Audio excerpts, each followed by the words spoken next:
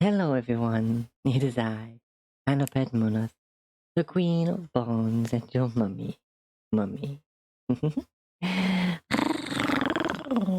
hope everyone is super excitamundo, for today is Thursday, therefore of course we have Dragonfall.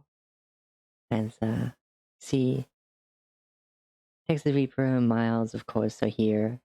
Dragon Outlaw and Kona Kitten, hi, how you darling? Nice to see you. Now, I suppose we should tune the rest of the party in and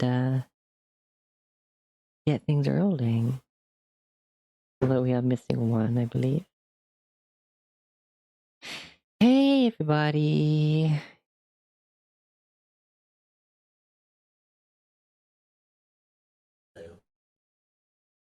Hello. All right. do we know an ETA on a Duma? I was talking to her earlier. Um, I don't. Yeah, I don't know. That's fine. But who wants to start our session recap? Let the new guy do it. Let Really? the new guy do it, huh? Oh boy. Oh, I didn't tweet the stream out. Oh my gosh. Right, yeah, do you recap while I tweet? Ugh. So I just recapped last session? Yeah. Yeah. Wait. Give it to the guy with the slight memory problems. Okay.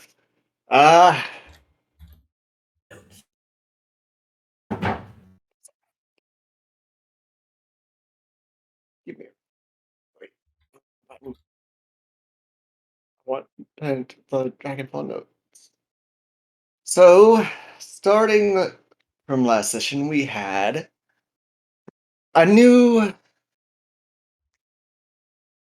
friend journey to New Hope in the form of Thobrek the Turtle. So, he followed a prophecy of those who fell from Zelodio, and a big burst of power from Melora. In New Hope, he met his old teacher and was united with the group, where he met Kriv and the others.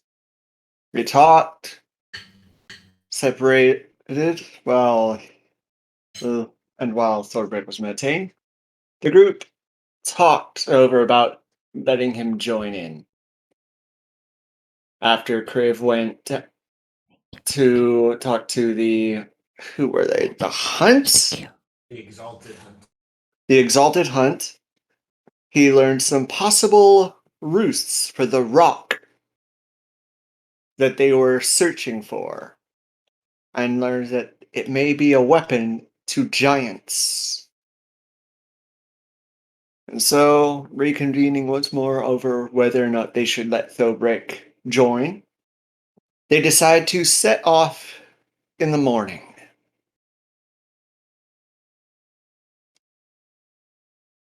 I think that's pretty much it. Miles, help if I've missed anything.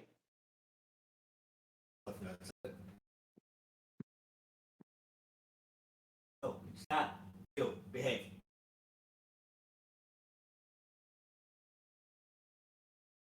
Sorry. Cat problems. Okay. I think I got everything.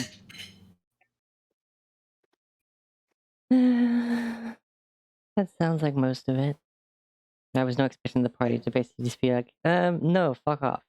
To the new Yeah, person. the whole me bash head thing was not well received by Sarah. No. Who, as the holder of the power of Melora, was basically sort of like the deciding factor. So Thorbreck is as of yet unaware. Like, oh, might be made apparent soon. It's like, oh, you said you were going to talk to them. Where are they? Right? All right, so I believe we're picking up in the morning. Yeah. Yeah. What the? Nope. Alrighty. Session 51. Well, or 52 by Skylar's Carol. It is. Yep, session 52. I have no idea I don't know what happened either. where the miscount is. I have looked through my notes several times, and I might. Who knows? Maybe I split a session into 2 by accident. That seems like a move I'd pull. I mean, I'm not even keeping track of.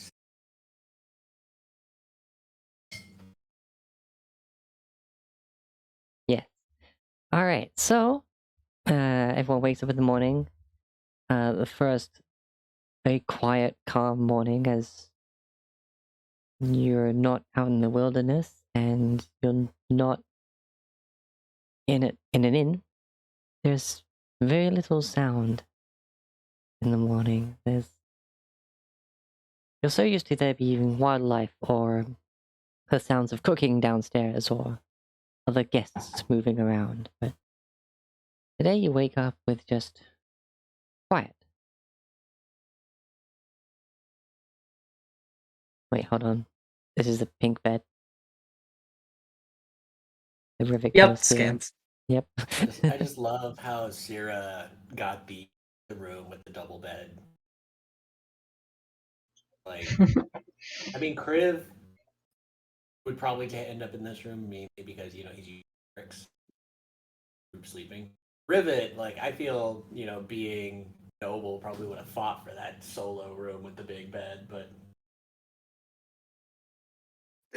Generally speaking, she would, but it's Syrah, so. yeah, that's basically what it is. It's like, oh,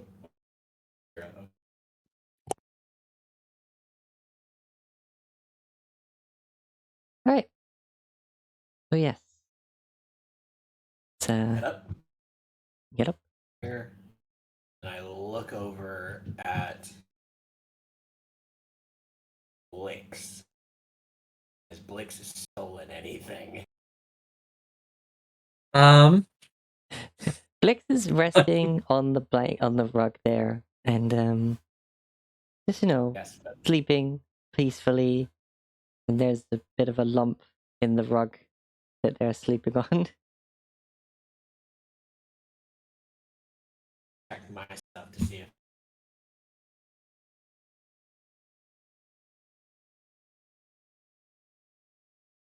You check your Over. things. Okay. What do it'd be you? faster. I'm just gonna go and lift the rug. Clicks onto the bed and then lift the rug. All right. Under the rug, you find one of your boots. Weird, 'cause But then you think, wait a minute, this can't be my boot. I don't wear boots. Whose boot is this? put it back under the rug.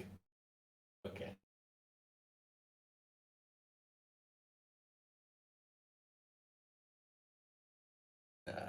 Kriv will put on his armor and walk out. He's still got that freaking ever flaming phoenix chest. Which thankfully doesn't catch things on fire unless you use it to do so. I'm gonna stare up at the sunrise and stroke the feather. Alright, as you watch the sun rising over New Hope, it's yeah, it's hard to describe the feeling of, I don't know, having a house outside of Olcor. Like, whether or not you would call it a home at this point is It's a bit surreal, considering how recently, like, you were living a fairly normal life up there. Criv thinks of home, and definitely it's not this house. This is barracks. So you're pretty quiet, and you keep cutting Sorry, out. I think from the got my gain up. there you go. Not to have it too huge. Bring my mic closer to me. Yeah, Criv thinks of home. It's definitely not this place. More of a base work out of, sort of like the barracks back up in Elcor. His first thought is to the house he rents. Okay, you keep cutting out as well. I don't know if you have your like auto voice detect thing set strangely.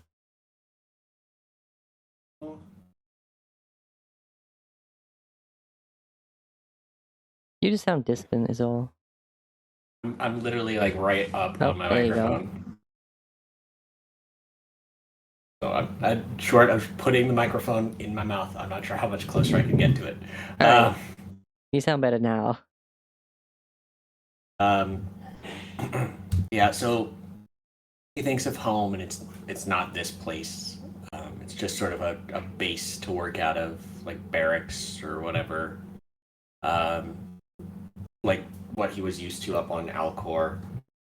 He thinks of his house with his parents, but then his mind sort of like turns back to that small hut in the swamps with a firebird on top, a fiery woman inside.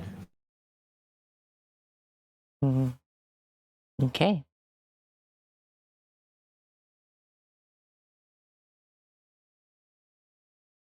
Well, as you spend that time in thought and eventually into prayer, the morning carries on. You find yourself without anyone making you breakfast. Ariki's at Kai's, and you're the first up, and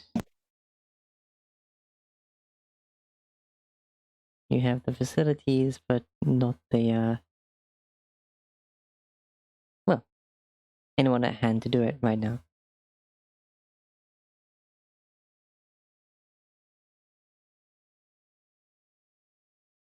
Oh, I didn't bring any ambience in. What the fuck am I doing? I am being a big fail.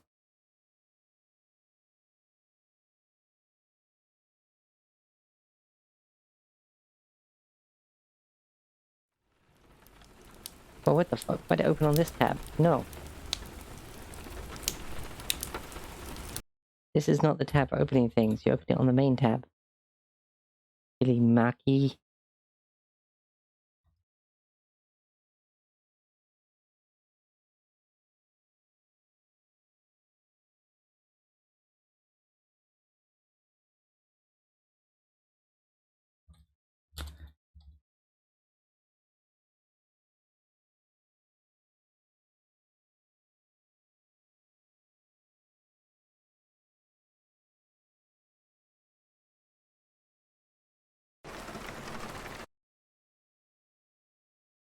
Well, carry on.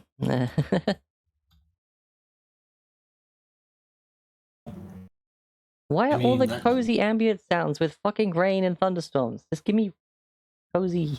I mean, that's what people consider cozy, is, sitting by the fire with the rainstorm. Yeah, but it shouldn't be everything. Shouldn't be all of it. Some Yeah. people like sitting next to a stream. I mean, that's Crib's just doing what he's doing. I don't know what everyone else is doing at this point.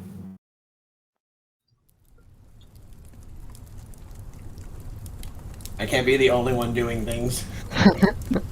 Yeah, This sucks. Sierra will sort of be sleeping in, but she'll get up eventually and sort of go downstairs.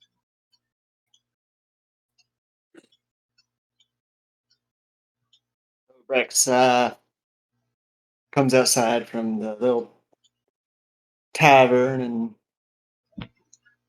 starts just like doing a little prayer to the sunrise and nature itself.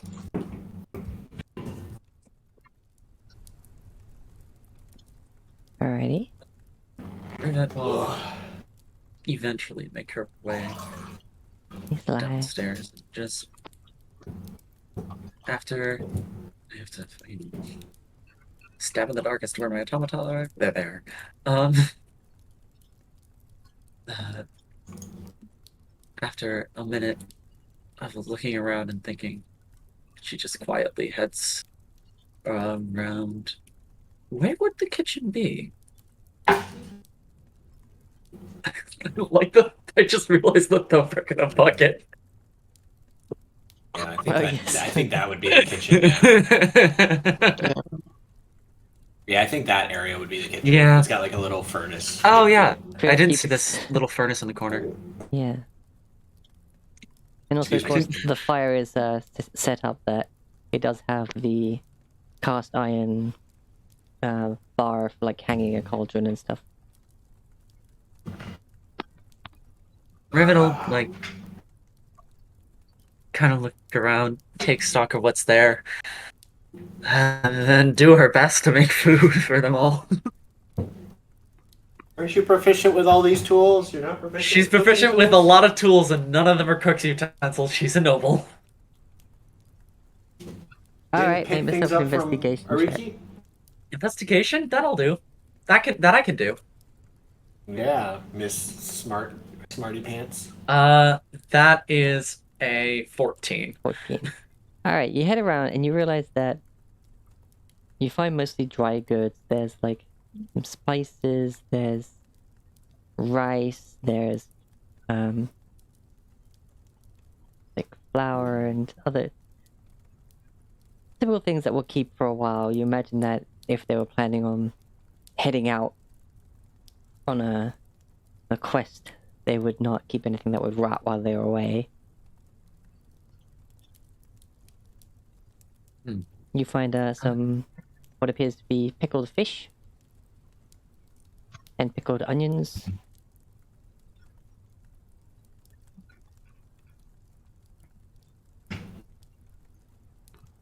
And a few other like jarred things that are highly preserved, like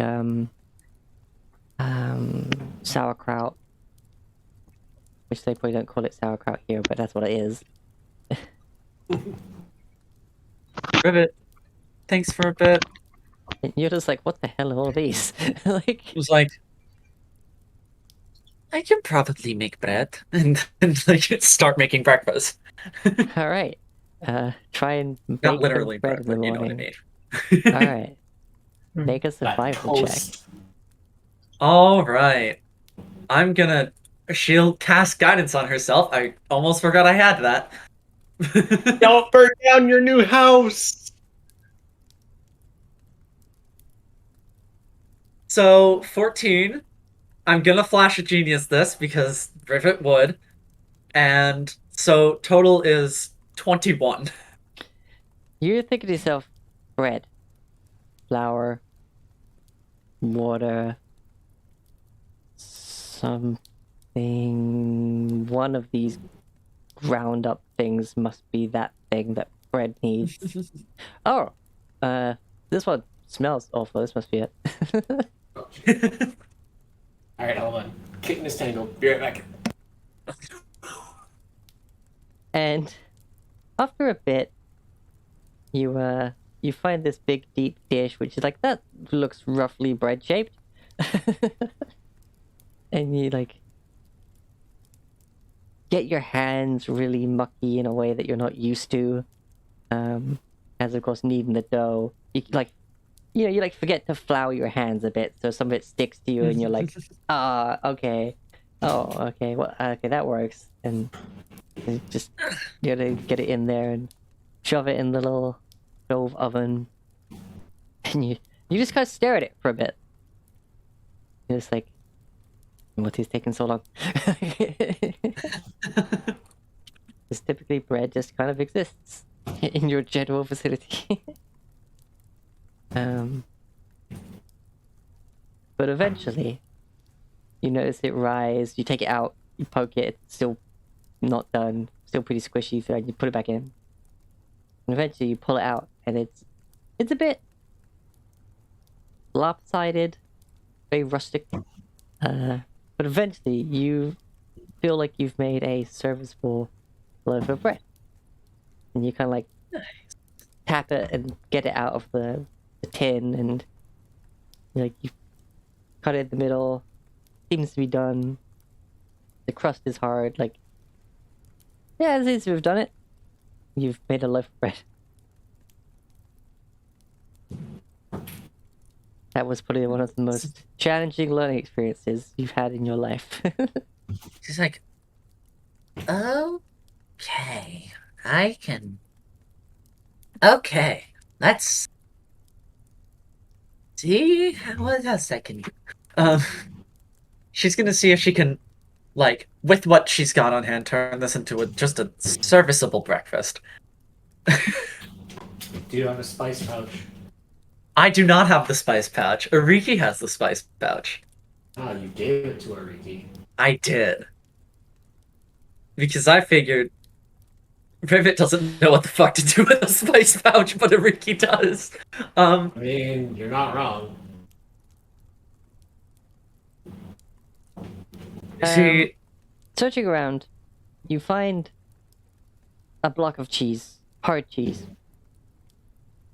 And you feel that so long as you just take that little green bit off the edge, the rest of it looks like it's perfectly fine. I mean, come on. You go to Skyrim and find cheese in a 1,000-year-old tomb. It's perfectly fine. It's like that fucking... that thousands of year old, bog cheese. Oh, bog cheese. The archaeologists found. Anyway, she just did I decide to prepare purified food and drink? No, I did not. Well, she'll just very just kind of surreptitiously cut around it, slice it up a little. I don't know, grilled cheese, I guess. You slice bread and you slice cheese. You put the two together, and then your little dragon friend comes over and just goes, "Ah!" But no fire comes out. She just pats it on the head and she looks around for a bit. Gets a few ideas, decides that they're terrible. The dragon sits in Reduce head. flame cantrip. No, actually, using her shield as a fucking frying pan. You think about that for a bit, and then you realize that there's actually just a tray of metal, which looks like it should serve the purpose of shoving things in the oven. Yeah, that'll work. You're like, it's kind of like a forge, I guess, but for food. Yeah. Freaking running around. And you leave it in there just long enough that the edges of the bread become toasty and the cheese melts. So Rivet, I'll take it out of the oven and carefully, wearing what are definitely supposed to be forging mitts. They're made out, it's not like a normal oven mitt. These are made out of chainmail. But she's pulling grilled cheese out of off of the stovetop / out of the oven. I don't really, whichever. With these. Yeah, there's no exactly grilled, so yeah, it's just out the oven. Yeah, and she's like, "This is breakfast." You confirmed to Rivet yourself that this is breakfast. She has no idea what else to do, so she just kind of she whistles to get Blix to get it to come in, and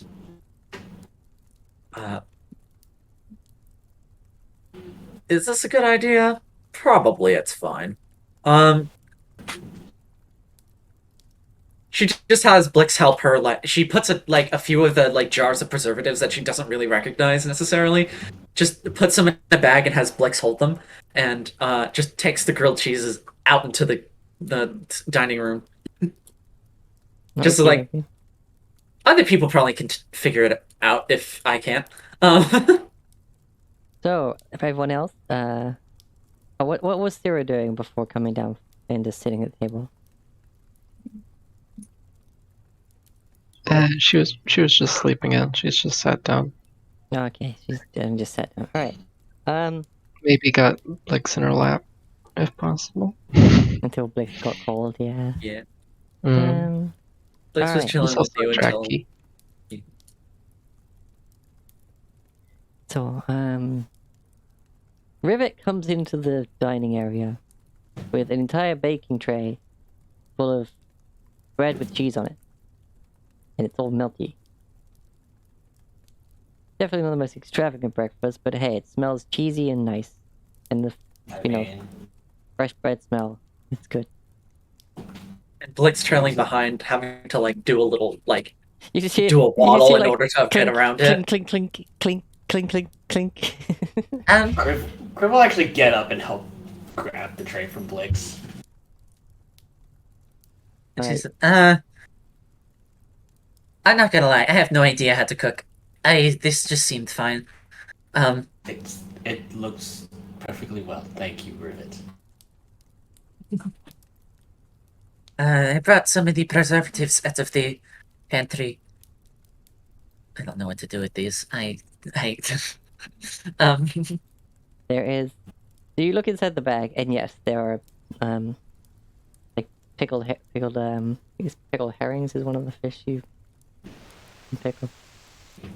Yeah. By the way, and then like pickled onions, pickled eggs, and there's some brown, pickly smelling, finely chopped like spread. And this is just pickle.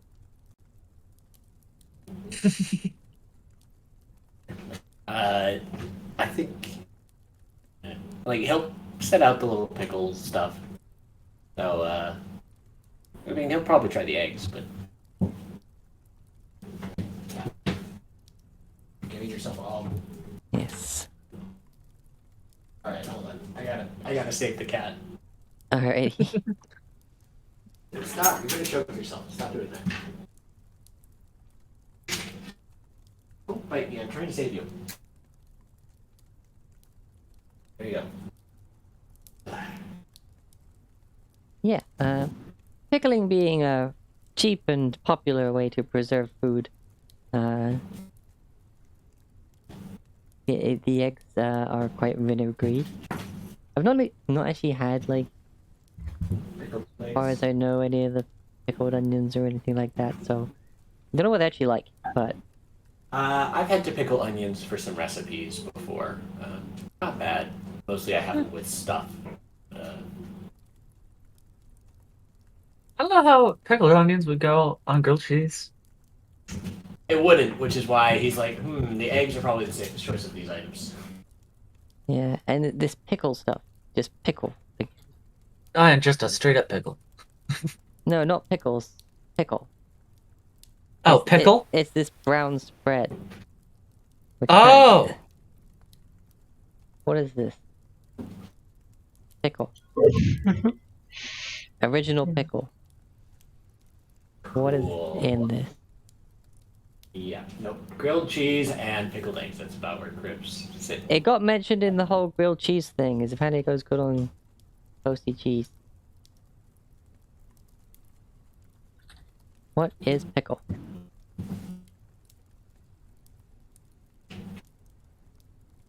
Rivet has a moment where in her brain she's like, this is about to be the worst learning opportunity It's a I relish ever made have. of pickled cucumbers. Ah. Wait, what? It's a jam-like condiment made from either pickled cucumbers or fresh cucumbers seasoned with vinegar, sugar, salt, and spices. Like chutney and chow chow, it's fruity, acidic, and adds a flavor to bland foods. There. Look, if I was playing Quick Knife, I would be looking at stuff up. But I am not. I am playing the Paladin Crib. Yeah. As Rivet sits here staring at the jars and the grilled cheese, she's like, she thinks to herself, This could be a learning experience for me.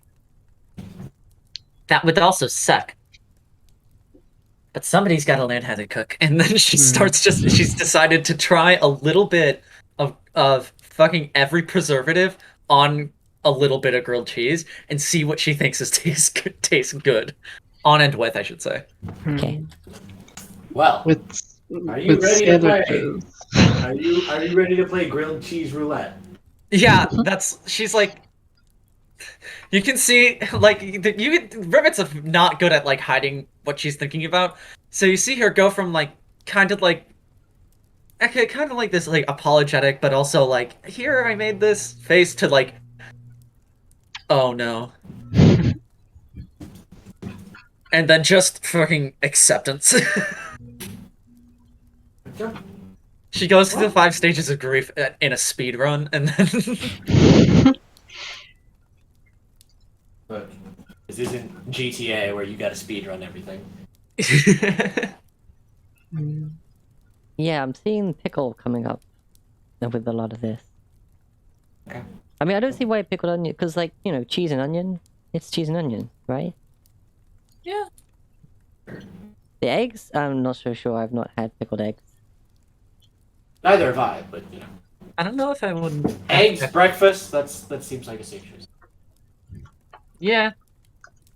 I think pickled onions would go well with grilled cheese, but also I know for a fact that the last time I pickled onions, I did it wrong. So. Okay, apparently, if you like sauerkraut, you like them because they have a very sweet and sour taste. Sort of like salt and vinegar potato chips. Apparently. This is from a website describing pickled eggs.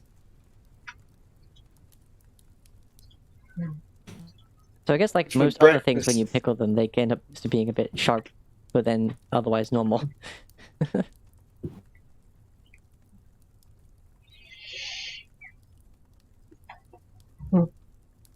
Yes. Well, with sandwiches, Sarah can't really pick off Crib's plate, so she'll just wait until people have gotten their food and then just gets stuff randomly. And then flavors it how she wants with her presentation. I mean, it was a whole loaf of bread turned into grilled cheese, so there's a very big tray with lots of grilled cheese for 3 people. Yep. It is the Rivet goes.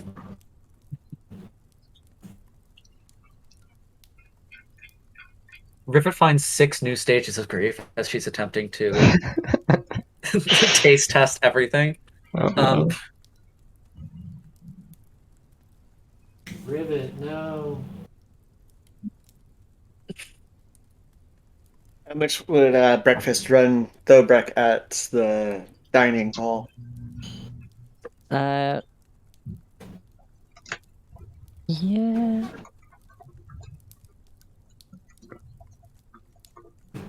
Okay, if herring is pickled, most of its fishiness is covered up, but it can be a bit sweet and oniony.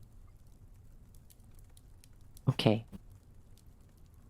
This is a learning experience. I just know that pickling was popular as a preserving method. I never actually thought about what stuff tasted like.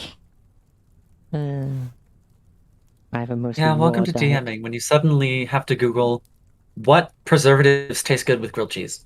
Hi, Aniharu. Let me hydrate for you. Yes. Apparently people are saying marinara sauce, but we don't have medieval marinara sauce, so... Yeah. Well, I expect probably just as good as having toast for dipping in soup. Probably better. Yeah, grilled cheese and tomato soup is legendarily good. Problem is, I don't think we had tomatoes. No fresh stuff at the moment. Anyway, you have breakfast. Yeah. Yes. Nom nom nom nom nom nom nom. And you go Now through that our several little stages side of grief. adventure. And eventually you end up with one that's being like, oh, onions and cheese, not bad. Alright, and then... what is your plan for today? Or even Well, just we discuss talked- over the table? Well, we talked yesterday about what we were gonna do, um, and about like traveling with Thobreck. More of a we're going in the same direction. We can use this time to judge his character, since Sierra was like, I don't like this guy.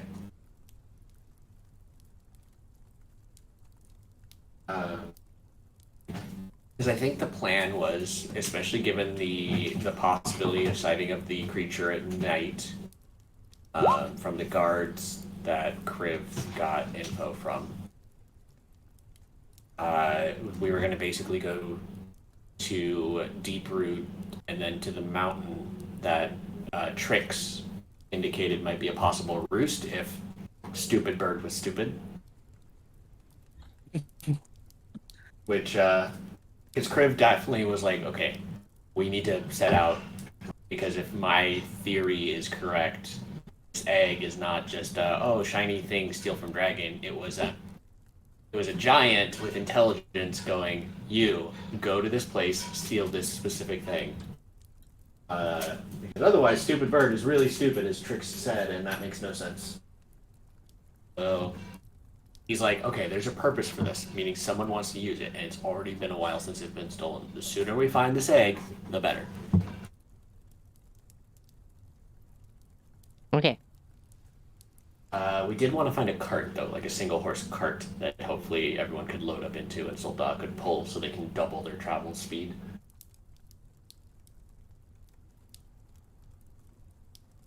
Yeah, that sounds smart. We got this horse. Might as well use it. You see Warhorse turned into pack horse. you see him staring at through the window, like judging you for just calling him a horse. A horse. Sorry. And Soldat's pronouns always get mixed up with this. Kriv gives Soldat a look and says in his mind in Celestial, well, you are a horse. A celestial spirit horse, but a horse just the same. He stepped away from the window.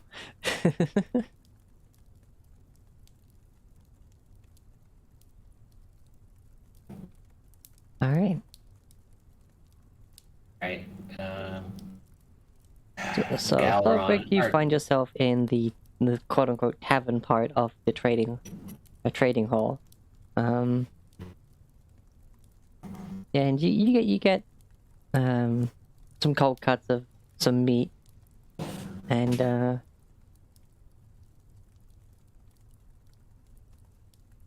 with a side of what must be like some form of like skillet fried potatoes. You imagine that maybe these were the ones that weren't eaten last night, so they just kind of mashed them up and threw some butter on there, a bit of pepper, and just fried it until it was kind of crispy. Like a potato cake. Yeah.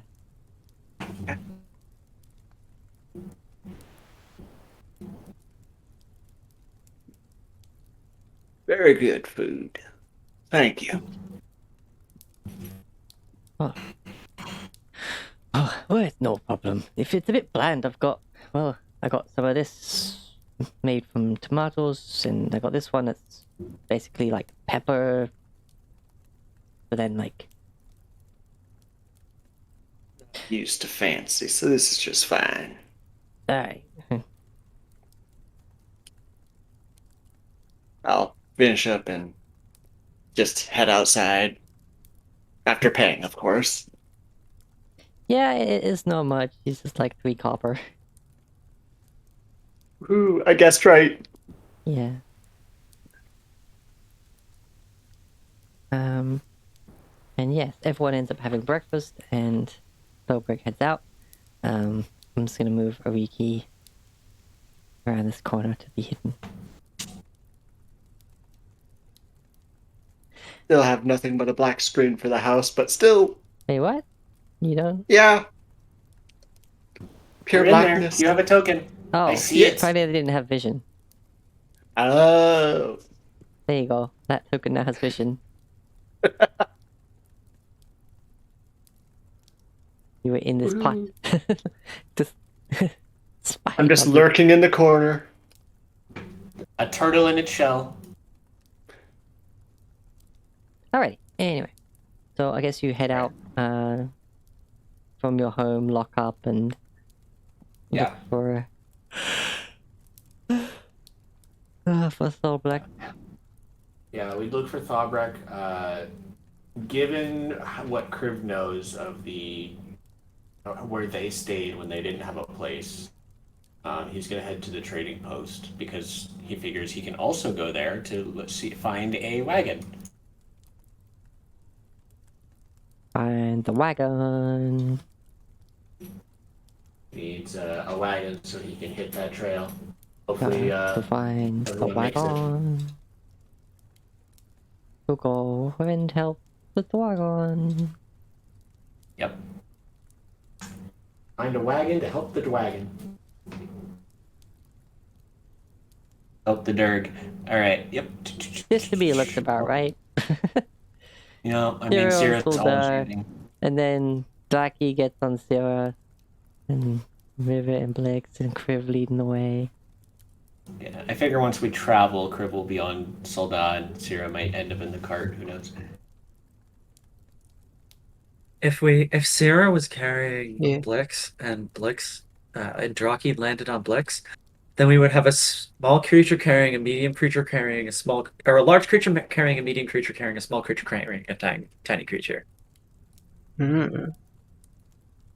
And with a lot of casts of the enlarge spell, we could add one more size class to this. Stacks on That stacks on or stacks a on stacks.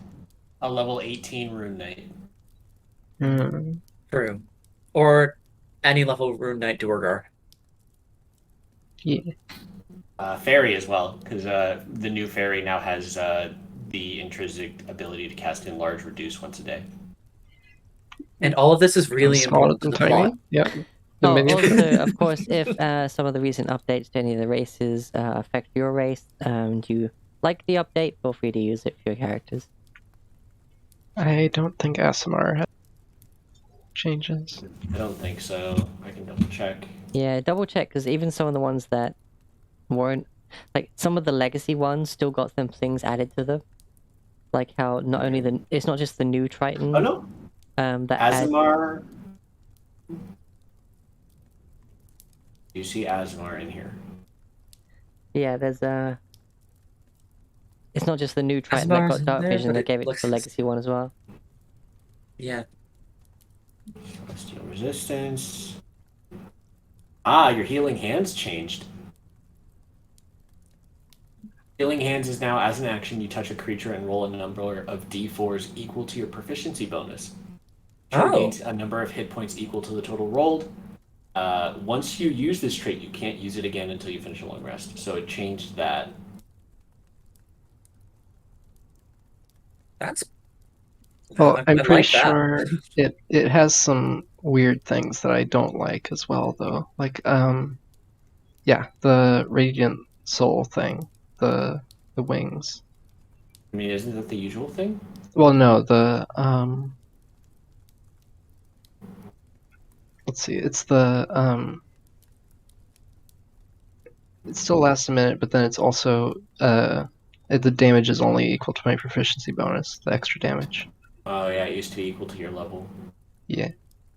But the healing's, I guess. And then I think Turtle got an update. It looks like too. I think it's just an update to your claws. Hold your breath for up to an hour. Your natural armor, shell defense, claws. Yeah. So I think it's a D6 now instead of a D4, which is the old Turtle Triton claws. Alright. So, when you're on your way to the warehouse, you see Thorblek just coming out of the tavern door side of it. Well, good morning, Thorbrek. Morning, Kriv.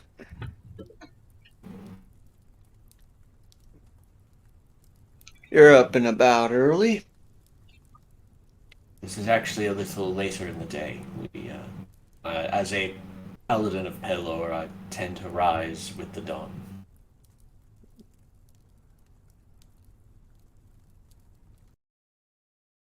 I get up pretty early myself to pray to the sun and all that it touches. Oh, so you are. Wait, no. You said you were. You followed Torn? I follow Tor, who is an aspect of Melora. Interesting.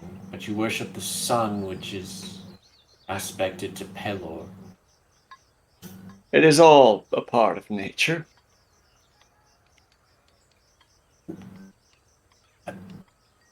Alright. I'm not quite sure that's how the domains of the gods work, but.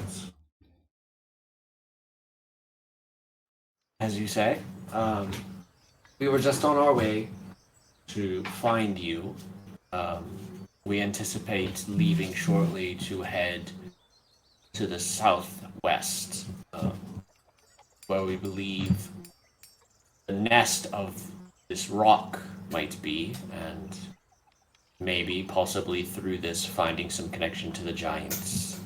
Again, this is merely speculation, but it gives us an opportunity to learn each other and maybe build some trust. Well, as I said yesterday, I'd follow your lead.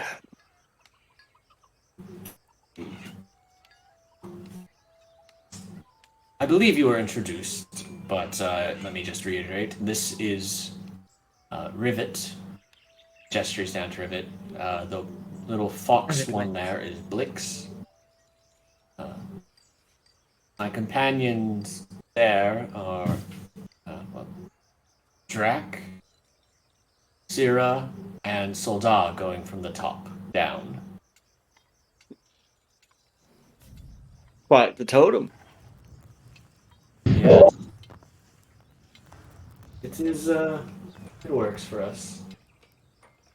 We were going to investigate about a cart so that we could travel all the quicker since, Soldat would be able to pull many of us rather than just carry one of us.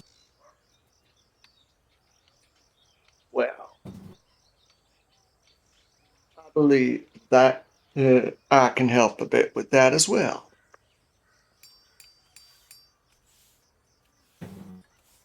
All right. Partway through my journey here, I realized I was going a bit faster than I was at the start. Oh my god, the tortoise travels fast. Zoom. This is how the tortoise and the hare won. The tortoise beat the hare. He had the elk totem spirit.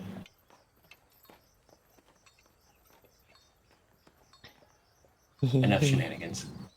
Alright then. Well, first we must see about securing a cart. This way. And Kriv sort of walks towards inside. He's going to be looking for Galron. Alright, you head in, you see Garon just... Gar. Mispronouncing his name. Sorry, yeah, Garon, just sitting at the bar. He's just picking up bits of ham, just like off a plate, just being like, ham. Hopefully it was his plate and he's not just grazing at leftovers. No, he's at the bar with like the help yourself plate of like cold cuts of meat, yeah. Kriv will step in and go and sit next to Garon at the bar. Good morning, friend. Morning. Excuse me. Working up some energy for the day. As I often do. What can I do for your friend? My companions and I are heading out shortly. We have a matter to see and investigate to that requires a bit of haste. However, we have Soldat, my companion, whom could carry one of us on his back, but I realize if we had a cart, we might be able to get all of us to move faster. Oh, Well, I can't help you there, my friend. If you head on back across the ferry there, head over to the corral. They should be able to get you a good cart down there. Vehicles, modes of transportation, not exactly our strong suit. Not exactly enough room for many of them in the warehouse. No, but I figured as a merchant, you might need things to travel and with. I know Miss Shaynor had a couple carts when we escorted her here. Oh yes, no. Of course, we have our own one. But it's for moving goods, not for selling, obviously.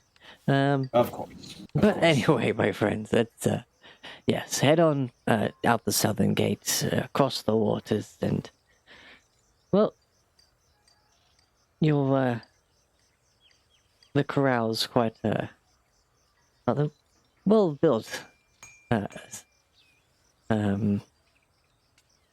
a well built building sounded like it would be wrong, so I stopped, and then I couldn't think what else was. It's all right. We went by it when we first arrived here. Actually stopped by to speak with. Hold on, I have the name. I have names. Meow. It's all the way up here. We spoke to Hendrik and Rose while we were there. Oh, all right. Then you also know how to speak too. That's good. Wait, they should be able to hit you up with a wagon, and if you need an extra horse, I'm sure they'll have plenty there as well. Kriv thinks about Solda and his possible ego. We'll see. You think I alone am not strong enough to pull this measly cart? There's a good number of us, though. I didn't think they'd have an ego, Hey. but we'll see. You were the one who had them stare at me through the window for calling them a horse. Well, it was very dismissive sounding, okay? Just because I don't have an ego doesn't mean I don't have feelings. Anyways. Yes, we'll investigate. Thank you. Alright. Well, if I don't see you beforehand, best of luck on your travels. The same to you. Oh. I did not get a nap today.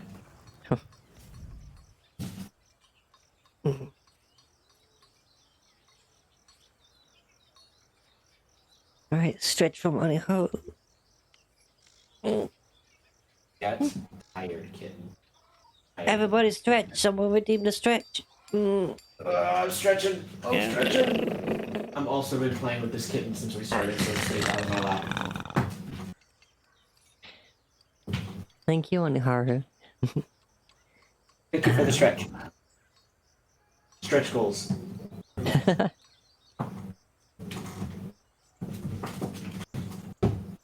I need a goal to begin with, but I don't know. I still wouldn't feel right if I put like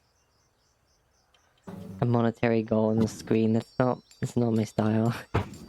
No, it's not.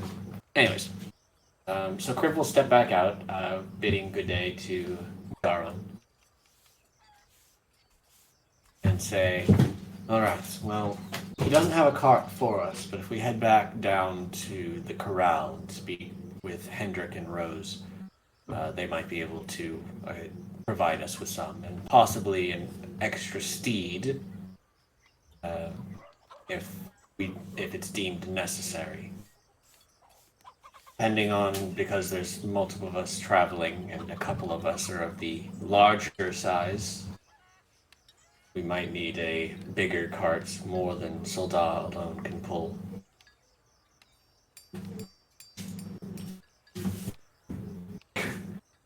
Slide into the door. Alright. So yeah, we'll head across the ferry. Actually, we will pick up some food to give to the ferryman because he remembers that really helped last time because Rose brought him lunch. and it had him in a good mood.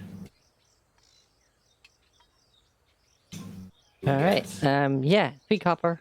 You can help yourself to as many slices as you want, really. Like it's like almost like a honor system. Like give you 3 gold, you 3 gold, 3 copper, and you just kind of take what you feel you need. Yeah, Kriv will put in the 3 copper and he'll like assemble almost like a breakfast sandwich as best he can. And he'll wrap it up and take it with.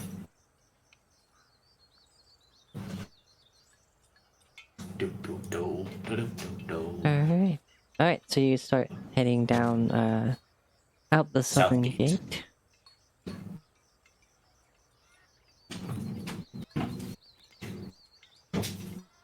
You have too much energy. I thought you were a cat, not a kangaroo. I feel like it's worth acknowledging for the stream that we just collectively realized that with Expeditious Retreat and Longstrider and the double speed bonus from Thorberg, it's possible that we could get Soldar moving at 50 miles an hour for an hour.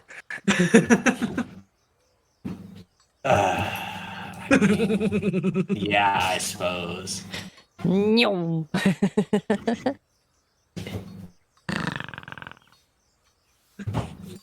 But do we have those spells? Is the question. Yes, Rivet does.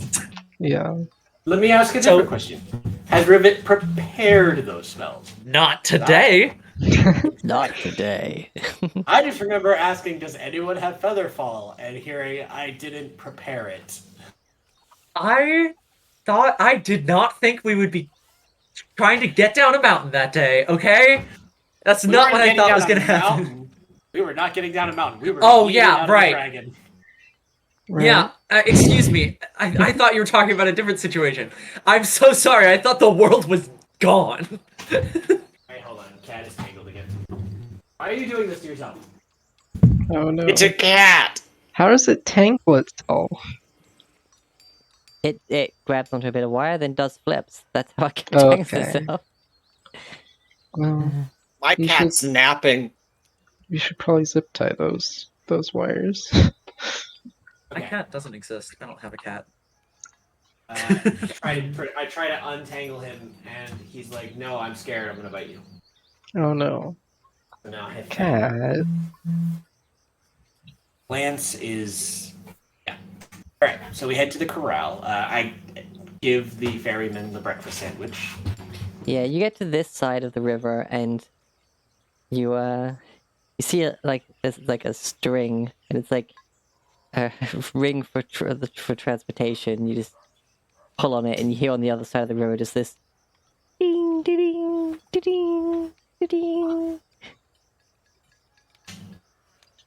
And then eventually, you see a figure emerge from his hut, look over, like puts his hand up, like to like look over at all of you. Waves over, and then starts cranking the way over, and eventually is in front of you. He's like, "Ah, I thought I heard something." Morning. Oh. Good morning to you. And Crib will hand over the sandwich. Oh, thank you kindly. How? Like, wait, hold on. Oh no, I should probably get your cloth first. Kind of wrapped it up in the bit of cloth or whatever, Yeah. and shoved it like in his shirt because he didn't have a pocket. Gotta keep it warm somehow. And he's like, "Oh, get on. Yeah. We do. We pile on. One of us a totem warrior.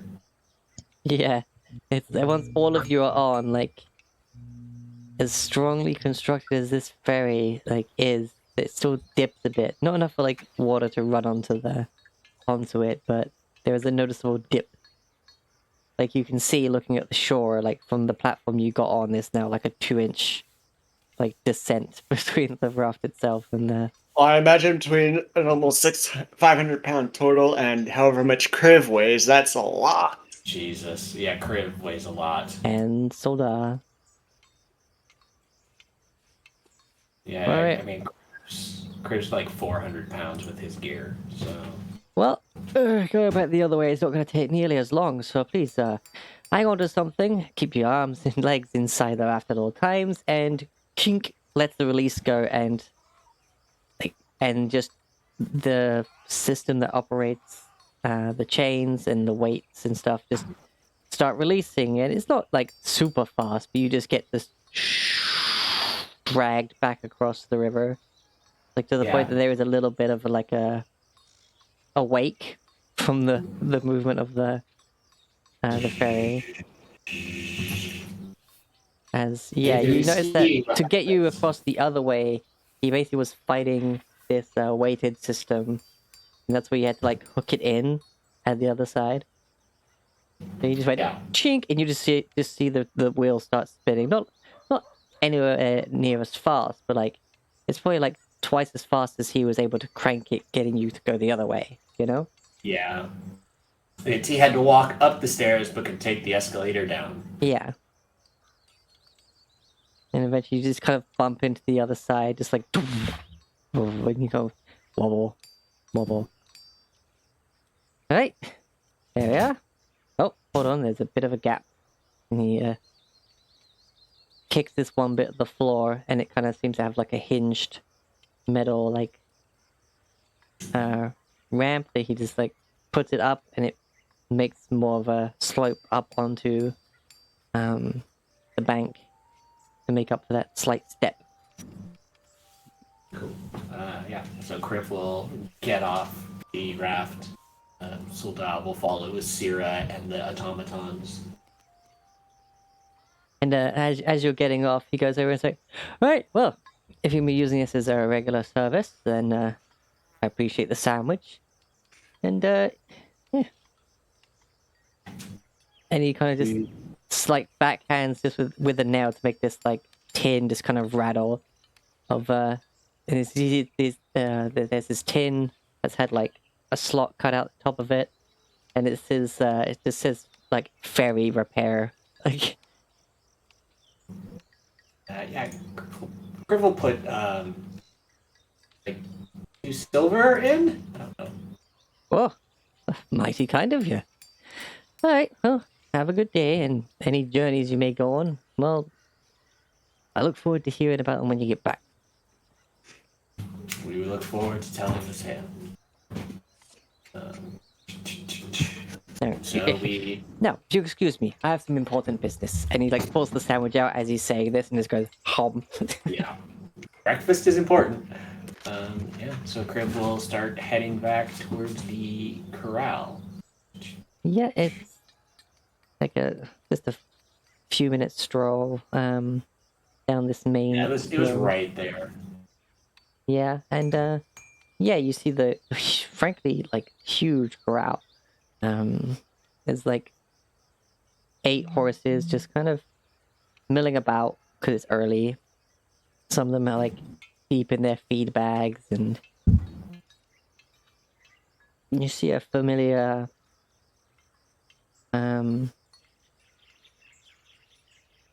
well worked like 12 o'clock shadowed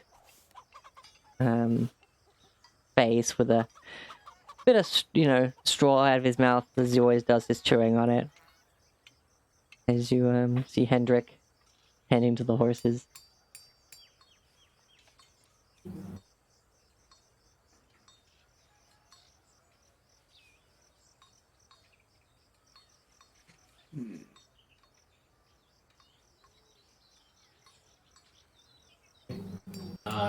Kriv will go up to him.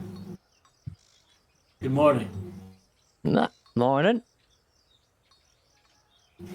Well, it's got you over here bright and early. My compatriots and I are headed out on a bit of a journey. We have Soldat, of course, and he gestures to Soldat. But there's only one horse for the many of us. I was hoping potentially to acquire some sort of cart that could carry all of us. and Alright. if necessary, an extra steed to pull it if you think that's the right course, depending on the size. Well, looking at all of y'all, would your horse mind if I take a quick look at him? No, and Crib will mentally tell Soldat, you know, what's about to happen. He'll look you over. Hendrik goes Stop. over, just like brushing his yeah, I call it like a 12 o'clock shadow, like 2 days after the last time he shaved, kind of deal. But it's like not becoming really a beard, but it is a noticeable like layer. Yeah. Yeah.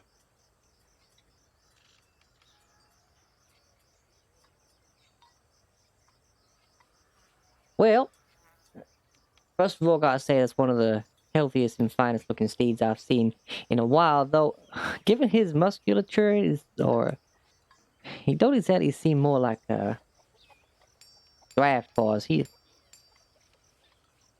No, he's a warhorse. He's got a +4 to strength. Dang it, he is a strong horse. Now, He's not this- I have no doubt that he will be able to pull along a cart. But war horses, they don't typically have the sensibility for it, and I think that's something you'd have to try and communicate with them, see if they're alright with it.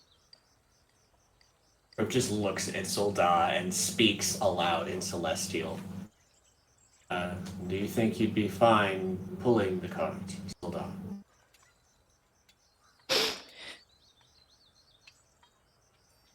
If it would aid you in your quest, then I can do this. Right. I was about to say, can I incite my horse? Do it. Yes, I will incite my horse to see like if is he like begrudgingly doing this because I'm his summoner and stuff. Go ahead, roll. Is it 22? Watcher gonna watch. 22, right. So, Soldar is a noble steed. A knight's horse for like a single rider kind of deal, but he has respect for you and your quest, and will do what is necessary to do his duty, or sorry, their duty. All right, so here's Griv will nod and he'll turn. If we needed a cart large enough for all of us that it would require a second horse, would it be easier instead to get a slightly smaller cart that would only need one horse and purchase a draft horse for that cart while Soldat remained separate with its own rider or so?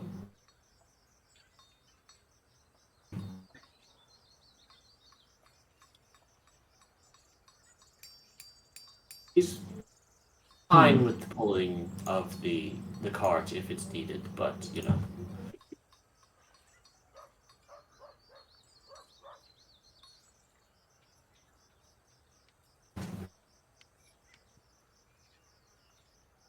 All right. Let's see.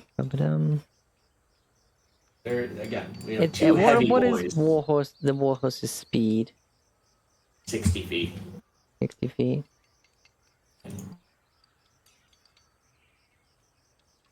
I know draft horse is one you can get as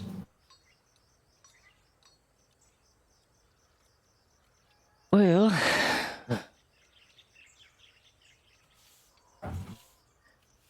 I would say, depending on the nature of your journey, well,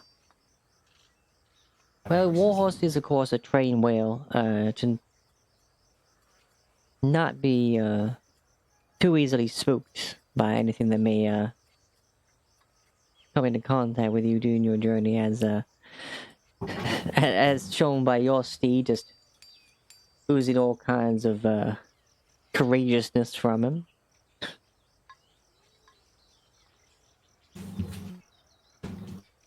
But I would say it never hurts for a horse to have a companion.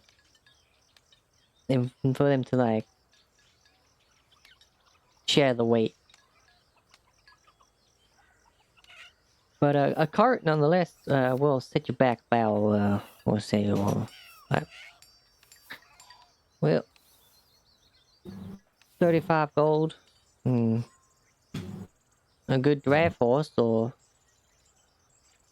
set you back, put about another 50.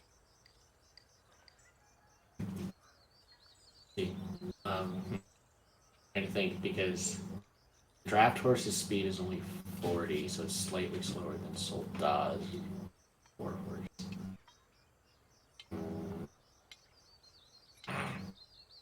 Well, if you wanted another horse with the same sort of pedigree and such of your fine steed there, then it takes a lot of time and effort, and it's Oh, I understand. And as you said, the pedigree would be less inclined towards the pulling of the cart. It's the cart, I feel, that is the important part, as it allows all of us to move at a centralized pace. Cart definitely will be taking the horse. It was 35 for the cart, which I have, and then I could basically pay for all of it. I'll walk over to Kriv and say, I can put 15 gold towards this. And should you ever need another warhorse, riding into battle and such, I will warn you they're on the pricier side, given the special training and equipment and such that they do be needing. That does put them up to more around the 400 gold mark. Yes. I remember my days with the guard.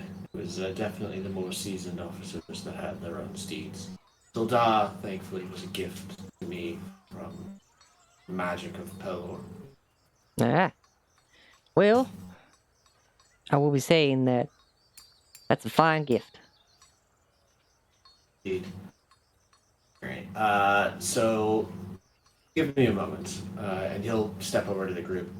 Alright, so essentially above game, what we're looking at is we can try to get a single cart, have Solda pull it, and we'll have a slightly faster speed. Or we can also purchase a draft horse and have one or like basically both of them pull it. Probably the better option for the second one, because I feel with the weight that Solda would have to pull alone, it would probably have our movement speed anyways. Well, a cart allows a horse to the amount of load that a horse can carry using a cart is 5 times its normal carry weight. So, if Solda's carrying capacity is 540 pounds, then to pull a cart, they could pull up to 2,700 pounds. Their carrying capacity would be the same as mine since they have the same strength modifier. So it would be 270 normally, but the drag weight would be 540. But they count as a large creature. Yeah, So no, it's twice 540. yours. Right, because they're freaking larger. Yeah, no, I looked up the carrying capacity of a warhorse and it's 540 pounds. Jeez. Okay. Yeah. Okay. So it really just kind of sounds like he'll be fine. Yeah. So, yeah, it's more the disposition, but yeah, Solda's triple the intelligence of a normal warhorse. Mm-hmm. Yeah. Well, considering I think Kriv and Thobrek make up like almost half the weight just by themselves. Yeah. Well, Also, if he's struggling in any way, Rivet can cast guidance or enhance ability or anything on him to help him feel better. we'll see how things go, but I think at this point Yeah. we just need the cart.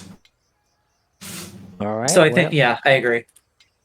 All right. So and Kriv will pay for it since Silda is the one who's technically needed to pull it at this point. I believe we'll take just the card for now. all right. Well, I'll take that money off you there, and thank you kindly. 35 gold, right? 35 gold, yeah. Yeah, and that's done. Hey, and he heads on over to the warehouse, and he heads down the side of it, and he opens up like this secondary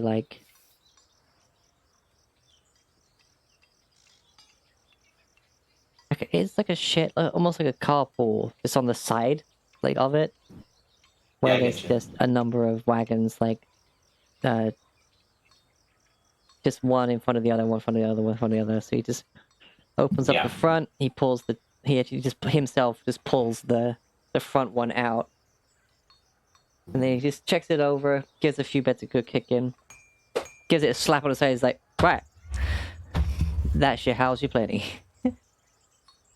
Thank you again, Mr. Hendry. Oh, thank you. This bad boy right here has many an adventure in it. You can see on the check marks on the side. It's already been on a few good journeys itself. Means it survived plenty. Looking forward to see it survive more. Hey, I mean, you will, looking at the color of the axle, I think that's probably been replaced at some point, but whatever keeps it going. Now, I'm sorry, could you show me how I would hook up Soldat to the cart? oh, right, of course. And he goes in, he goes, apologies, friend. Would you help me,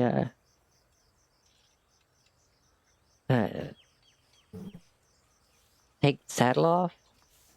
It'll be a bit Yes. more comfortable if he's not, fully loading.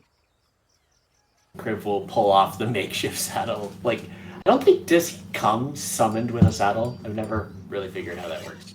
I mean, is it fine steed, and if it's a steed, it should be ready to ride, right? Yeah. Yeah, So, the equipment that disappears when it goes too far away from it. yeah. Well, it'll be in the cart because the idea is Yeah. to ride him into battle. Mm. And then he shows you how to hitch the horse up, Yeah. Soldat. So Soldat is now hooked up to this cart. And he's like, just doesn't seem bothered by it. Soldat is awesome. He's the best. But yeah, well, best of luck to you all out there. Thank you. May this carriage see you coming back, just like all the rest of them. I hope so. And Kriv will climb up in the driver's seat because he did drive Miss Shaynor's cart for a little bit on the way Yes. down New Hope. So he's got a little bit of okay, this is how I do this. All right. And without snapping the reins, he just mentally tells Soldat, "All right, let us set off." But anyone who looks closer, you see that there's like in the side of the wagons carved some check marks of like journeys, but then you have some people who've like put their names on the side, and like Old Brick Brassbeard was here. Revan has to physically restrain herself from mending it. and you see what appears to be like some figures, like volume numbers, and you imagine that like someone who's written about some of these journeys is like said that, hey, like, oh, in this cart, like, go find this book and read all about the journey we took in it. Like, That's amazing. And Kriv makes Kriv want to do that. All right. I think we should avoid, like, we don't need to go to Guhadazab. We'll probably pass through there. But we don't need to worry about the iron acquisition. Because it'd be dumb to acquire the iron, go where we're going, carrying it there, and then have to carry it back. You know what I mean? yes, indeed you do. So, on the way back to New Hope, we can swing by, pick up the iron that blacksmith that Rivet took a shine. Mary! Bloody Mary. Bloody Mary can fill that order and possibly some other things. Oh, wow. You got the zoomies. Right, so, with your cart and the party together, what route do you plan on taking? As the river and the lake, pose some problems from having two direct route there. Yeah. In fact, the whole landscape between here and there seems to be trying to prevent people traveling by land together. We did take a route that Dez traveled us through. We needed to go to this mountain. It was this one, I know that. Yeah. So It was like near this like stream and stuff, which you imagine they used for drinking and yeah. And Trix was saying, "Oh, fish there and yada yada." You know, not so stupid bird has a lot of food in that area, but stupid bird because stole from dragon. Indeed. Yeah, a direct route is difficult.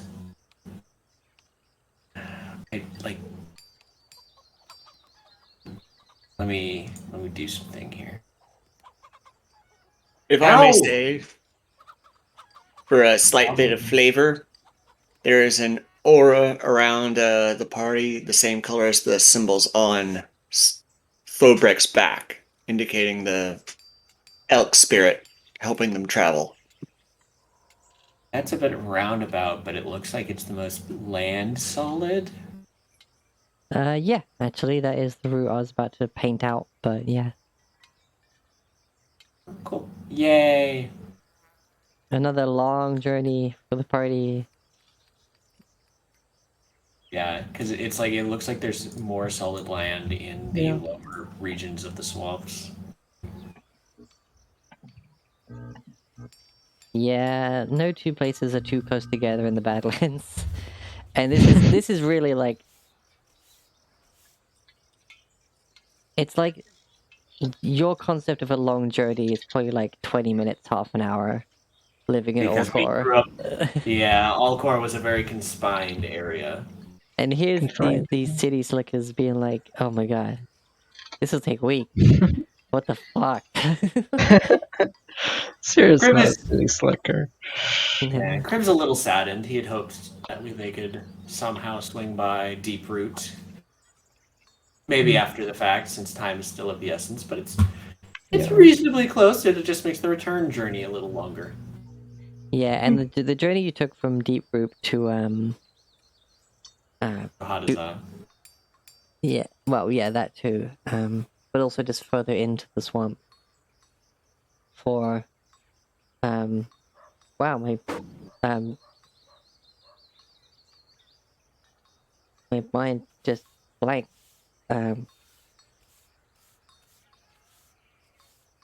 What, to the ogre place or to the Desert to Village. Dez, Dez's yeah, Dez's village? place, It does. that was very much like kind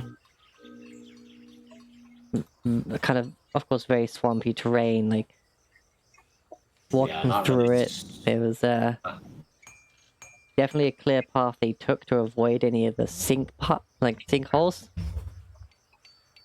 Yeah. But it's not exactly cart suitable. Yeah, it's another. which is why you see mostly like these larger pack animals for just loading goods onto rather than having a cart. But regardless, Yeah, so with Solda's travel speed of 60 and the double travel speed from the Elk Spirit, we can move at a pace of 120 feet per second. oh, that went to the map there. Shit. What the fuck is happening there? 120 feet per round. Okay, there we go. There's another map onto this one, apparently. Okay. Apparently, that's what that was interesting. Alright, so 120 feet per round. Yeah. Uh-huh. So typically I mean, you would technically. cross one hex per day. But a day's travel with this cart, you probably will end up like down here in the first day. Zoom. Going at a good place, of course, like not pushing Soldar for the whole day. I would imagine that probably a good place to stop is probably this little like slightly covered like by the cliffs overhang by the river where there's flowing water. Would make a good place to settle down for the night. Of course, after checking the skyline of the cliffs to make sure there's nothing up there that maybe transfer rocks at you. The journey's fairly peaceful through here, through the healthier looking grasslands to the south, which is odd, as it is distinctly green on this pasture.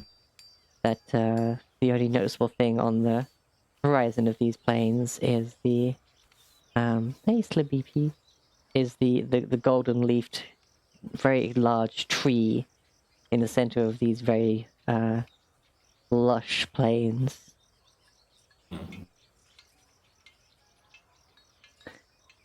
But yeah, you find a nice spot where you can kind of like pull in, unhitch. You get enough shelter as a bit of rain starts to come down as the sun sets. The flowing river is... Oh yeah, I still got town sounds, hold on.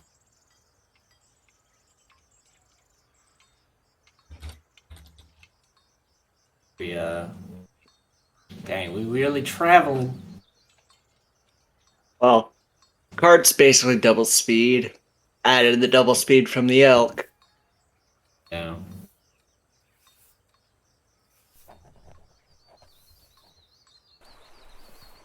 And this is without the bullfuckery that Rivet just thought of. Granted, if we got into a fight that day, she'd be fucked. But an additional 50 miles? We'd probably be able to get like all the way over to here. Yeah, we'd be able to get most of the way.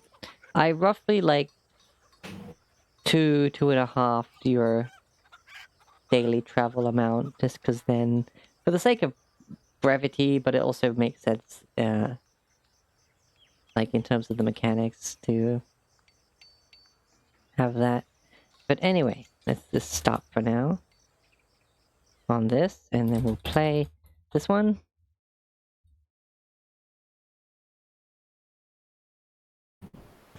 Ow! Ah, Oh, cat. cat attack. Pity. Sneak attack. Yeah, it's...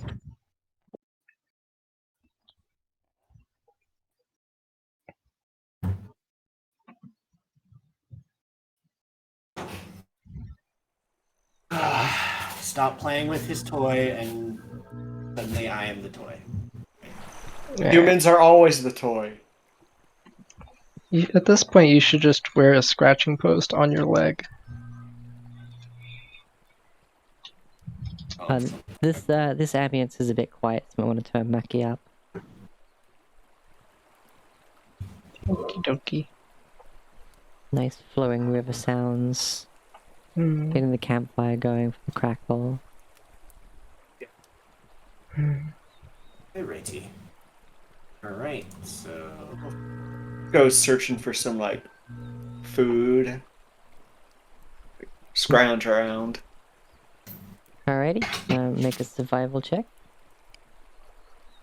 Come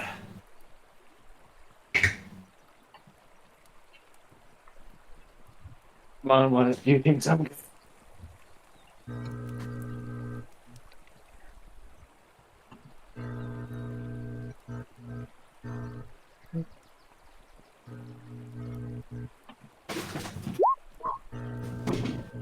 25.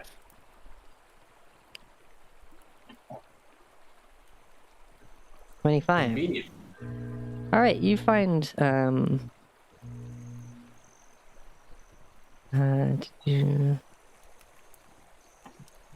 you find some lamb's quarters, which are a form of wild greens that are closely related to spinach, and a number of other wild greens that should make for good eating just as they are after a bit of maybe of a wash or something. Including a couple of very like types of wild like onions. They're almost like spring onions, but they just have a very leafy top and are like shorter than spring onions typically. I was about to say leeks. No, let's see, what are they called again?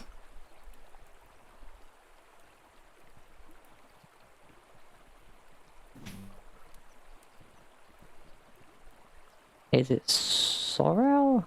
Sorrel the...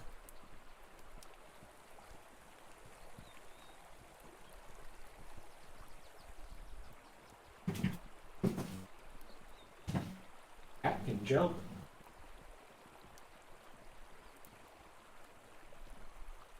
Oh, I forget. Like, oh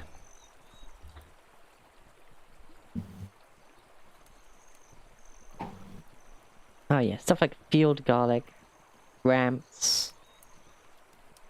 Penny wild leek is a thing. But yeah.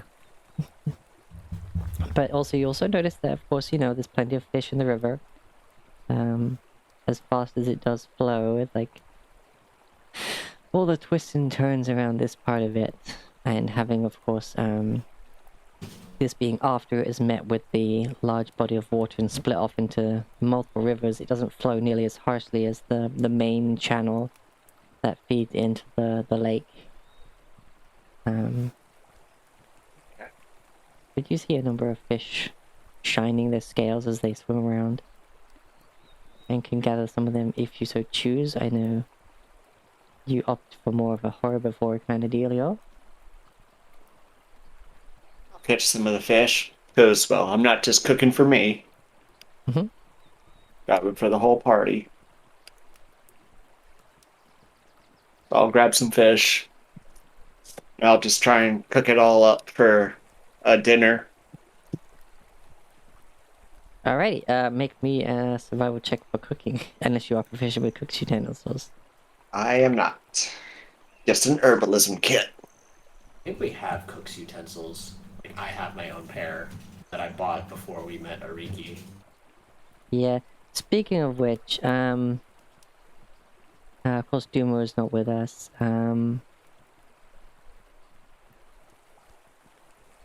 Ariki stay behind at this point, since, Wow.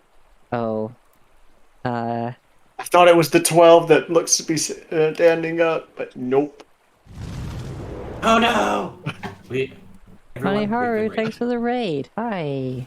Hey you, hey It's cutie. a raid! Thank you so much for the raid. Welcome everyone in. I'm Annabeth Munith, the Queen of Bones, and your mummy, and this is my weekly Dungeons & Dragons campaign, Dragonfall. So come on in, my little spare rib. Perhaps if you follow me and become one of my faithful, then hopefully you enjoy what you see and hear, and sometimes feel when I do stuff like...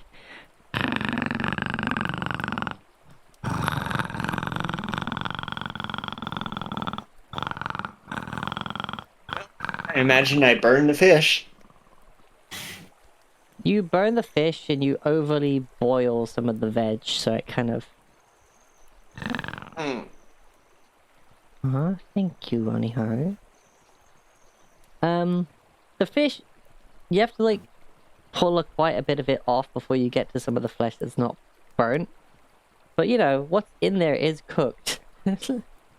Not seasoned, it's just cooked. Thank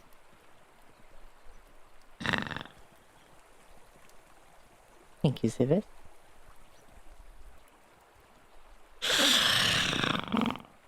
Okay, so yeah, everyone, Fabric tried to cook for all of you. And, now there's some very, like, limp vegetables and blackened charred fish. Mother!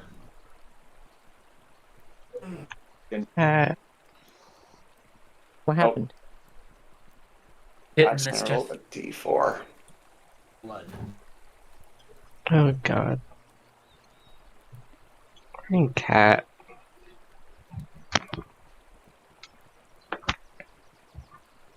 Please ignore that. Accidentally Oh. clicked my claws.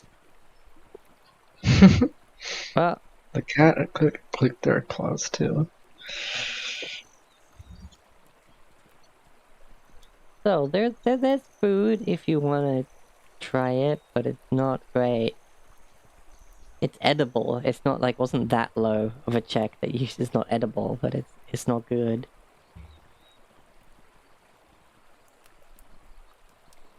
I think you have to like cut the fish down the middle and like split it open to then like eat the not burnt bits in the middle. Apologies. Don't usually cook all that much. It's no. Sorry. Maybe it just turned into a robot and then vaporized themselves.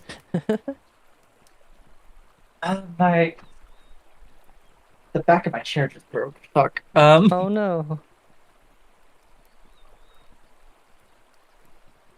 I have wood glue. I can fix it. Hold on. Oh. Stretch, pasta check, and hydrate. Being redeemed by Oniharu, taking care of us. Yeah.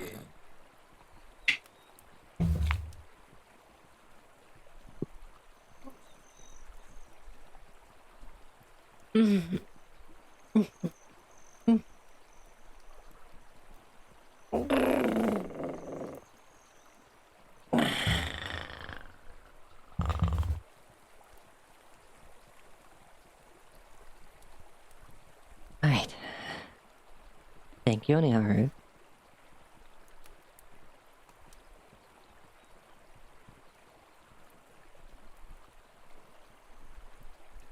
Soldar kind of trots around for a bit once free of the cart. Yeah. But I have to say that was who was going to be setting out watch. Rivet will ask Blixendraki to at least attempt to pay attention during the night. She has no idea how well that's going to go. Okay. We'll set up last watch, with the dawn. I'll take second. I'll say Rivet will take third watch, so Sarah can get back to sleep. Yeah.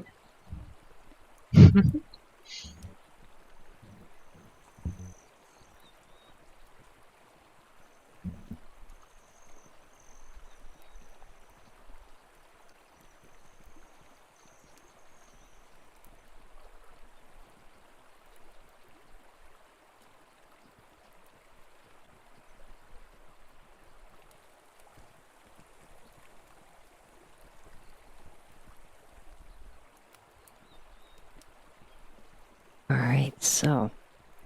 First watch, please roll your perception check. Labipi, with the bless me, oh my gosh, hold on.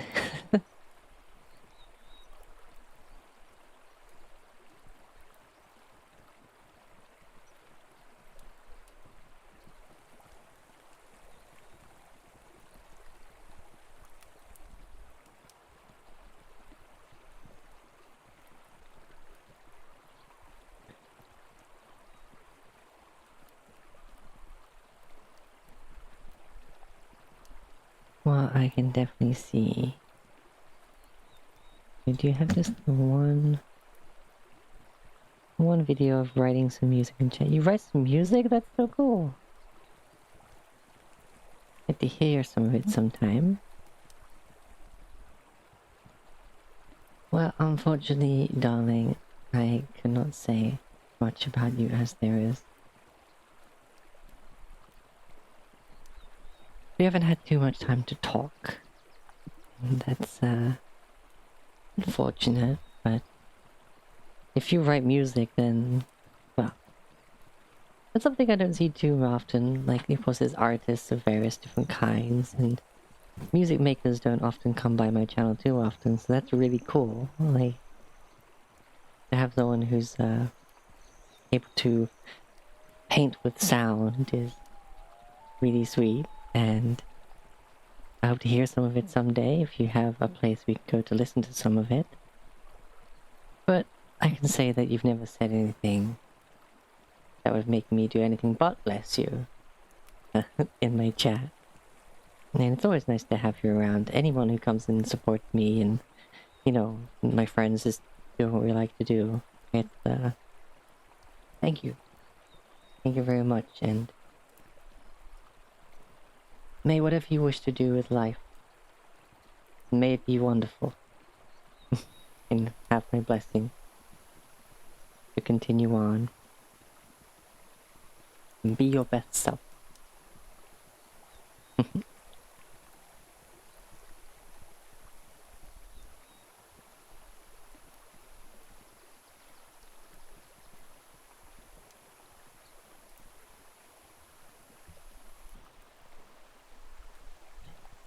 And have a shout out to top it off, why not?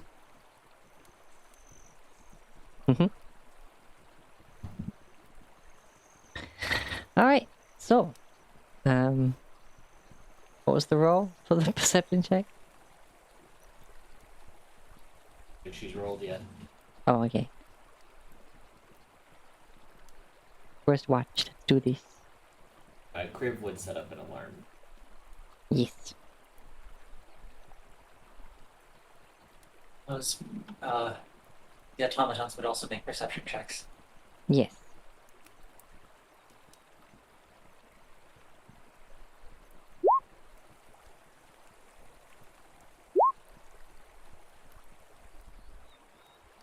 Completely blanked on that because this chair is still fluid.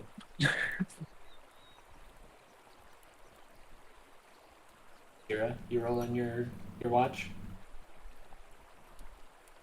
Well, hold on, I'm only asking for first watch. That wasn't Syrah first watch. Oh, Sirius got the automatons Oh. with them, okay. No, I I didn't do first watch. The automata are just going throughout the night, because they don't need to sleep.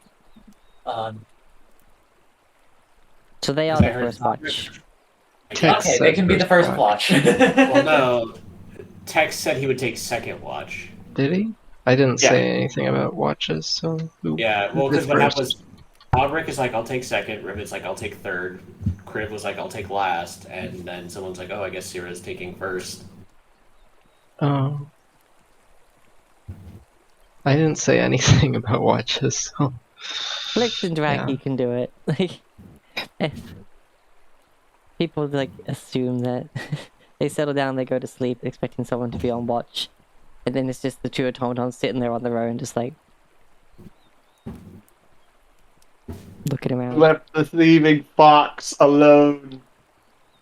And then they have a whole like 2-hour special adventure that they have. And then suddenly it's all back to normal. And Soldada is just over there in the corner watching them. One of us Yeah. should write a one shot about the things that they did during their watch. Where It we would all play as like definitely be, automatons or woodland creatures. Yeah. That would be awesome. I might write that. Ooh. Draki gets attacked by some ants and has to be the fearsome dragon fighting off the army. Blix finds another That's bird. wonderful.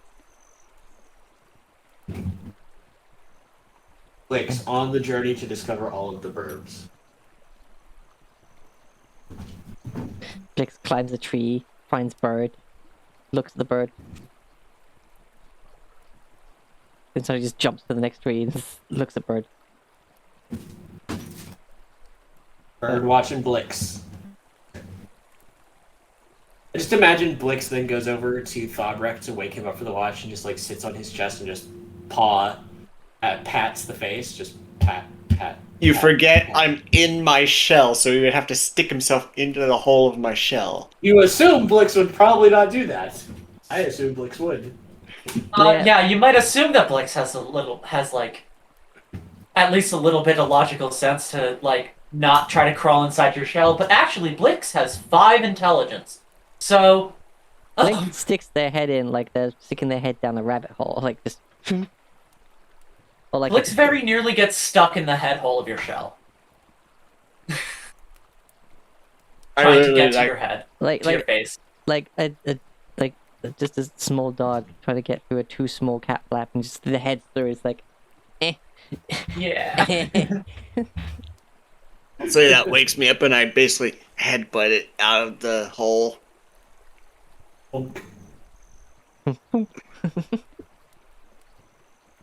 My turn for a watch.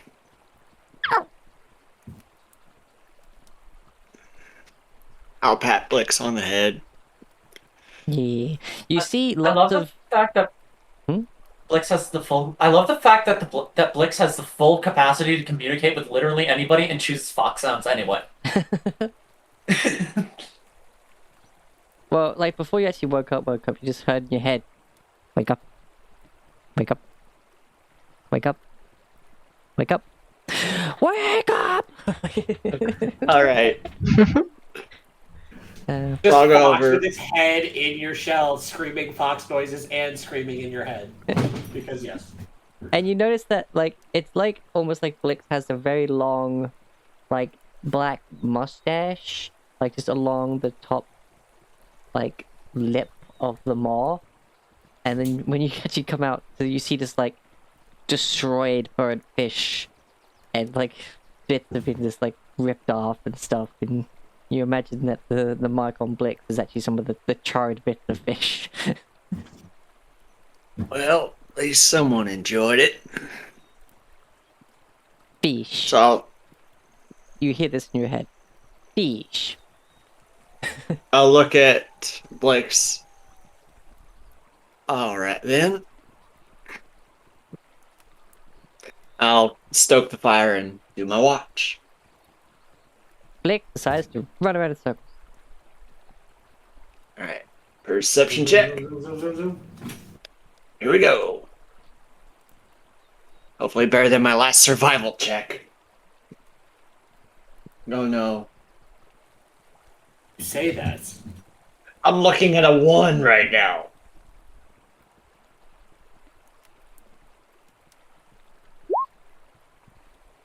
$15, not bad. Okay. Phew.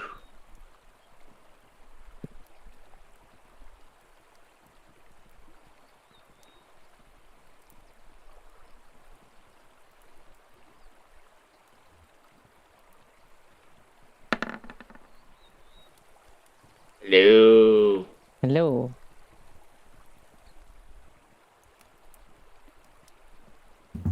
Got 15 on my perception for the watch. Yep, I see that. Let the DM think.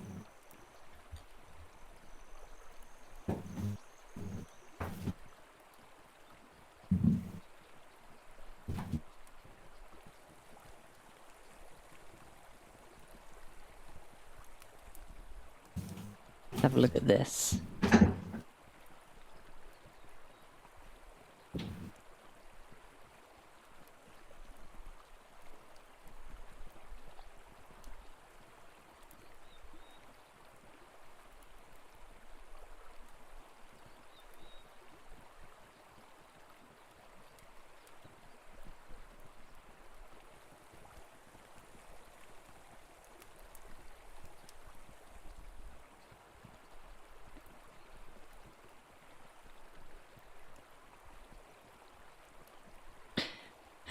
Alright, as you're sitting there on your watch, 15, yeah, you notice that there's not much going on. It's quite a peaceful place. You're not sure how many people might come this way. The cliff sides don't house any holes or such that might indicate any sort of wild dens that you can think of. But then you start to hear footsteps. And then you stop hearing footsteps.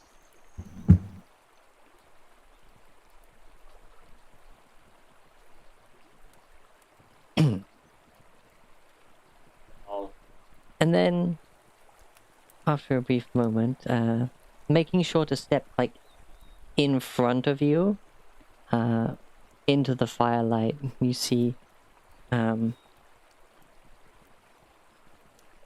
they have their hood up, but they're, like, as they're, like, revealing themselves, they're pulling it down. Chestnutty... My hand is on my maul. The chestnutty locks kind of fall over. There's a well-kept kind of like goatee as this slightly bronzed skin from the sun. Leather armor, a very woodlandy cloak. They come up before you and seeing your hand on the maul, they put their hands out. They got a bow like over their shoulder, like just wearing it. Oh, friend. I was surprised to see someone in this area. I make regular passes through this wilderness, keeping an eye on it and making sure that no unsavory types come through here. I'm Ilfdor. Well, I'm a man of the land. At first I thought it odd to find someone camping here, but the terrain makes sense.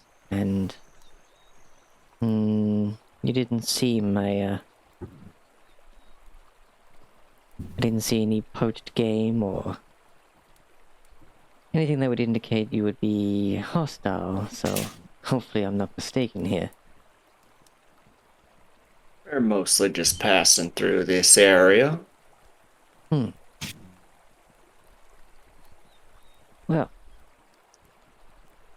I know these lands quite well. Any particular place you're heading? That would be up to the leader. I'm just along for the ride. And I will try and get Blix to, like, wake Kriv a bit. Blix doesn't listen. Blix just starts running up to the new person, starts just running between their legs and kind of like just going up on hind legs, one paw on them, and then just dropping down again. And kind of. I imagine there's now a black mark on their clothes from the fish. There is, but it doesn't seem to bother them.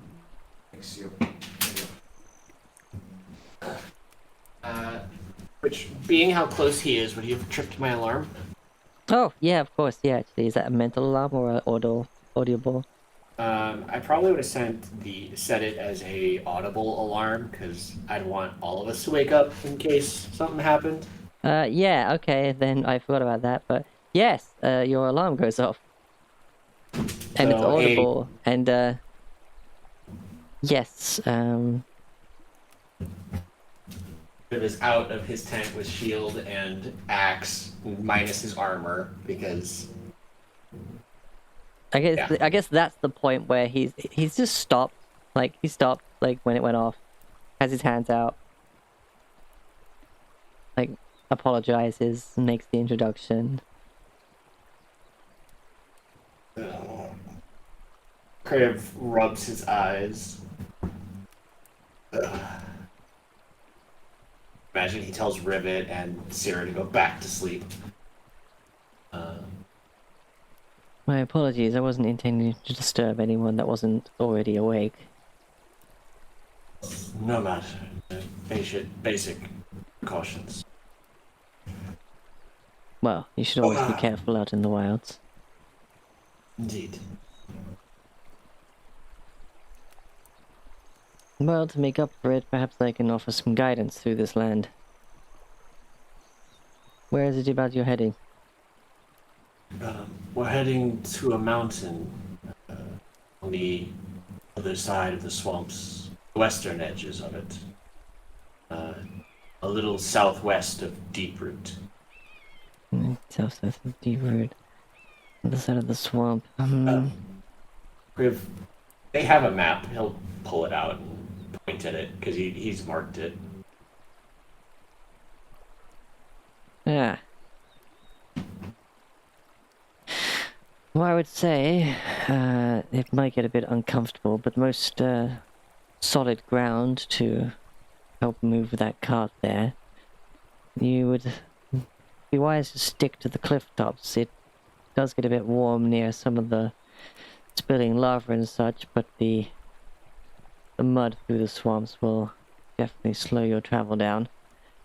The swamps themselves aren't my domain per se. I've traveled through them, of course, but it's belongs to those that call it home.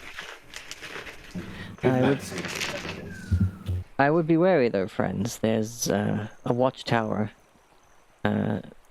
given what looks to be your path. You see here. And while those that call that place home, they're typically pretty friendly, or at least amiable. They've been getting worked up about something recently. I didn't get close enough to discover what, but from what I can tell, that I would best avoid it. Perhaps more head directly south through here, and I would give the tower quite the wide berth. And I would cut this way to avoid the swampy terrain with your cart and everything. The residents of this watchtower, what are they? Human? Giants? Lizard folk? Well, now, don't judge too harshly. Well, a number of this family, as they call themselves, are hacks. Not the nastiest ones I've ever run into, but even so, if they're not in the best of moods, I say it's best just to steer clear of them. Most of the time, they're welcome and thankful for an opportunity to chat and trade and such things. We see. They might be worked up over the reason we're traveling in that direction. What reason might that be? Ow, enough with the claws. You cut your nails. Glad I don't declaw you. We're traveling in search of a rock's nest. Ah. Well, I guess it may be a weight of your mind. I can confirm you're going the right way. I've seen that thing. Hunts mostly at night, I think maybe to try and disguise its location, but I was thinking about taking on the beast myself, but a creature that size, doing it alone would be, well, suicide. And it's at this mountain. And Griff taps it. Ow! Mother! Uh-oh.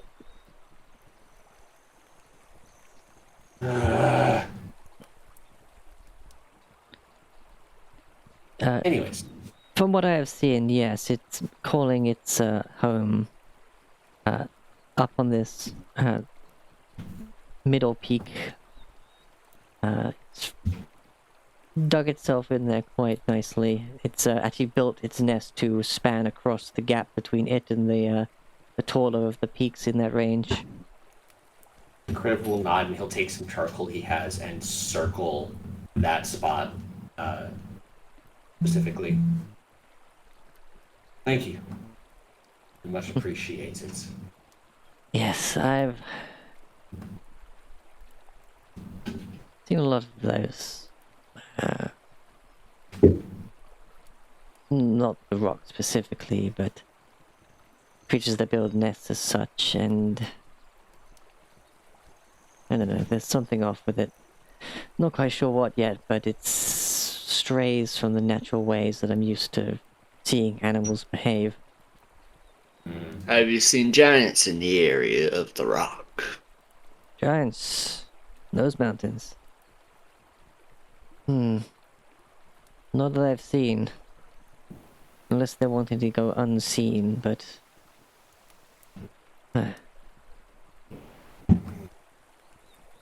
I doubt many would be spending so much time living so close if they were giants in those mountains. Yes. We'll see. Thank you very much. Oh, you're welcome. I will let you get your rest. Nods. Oh, and if you are traveling closer to the cliffs, over that blasted inferno of land, just be careful of various, they're a type of elemental, mischievous, and, not the worst in the world. But, they like to play tricks. Just be careful with your equipment too close, in case any of them think it might be funny to try and set something alight. Noted.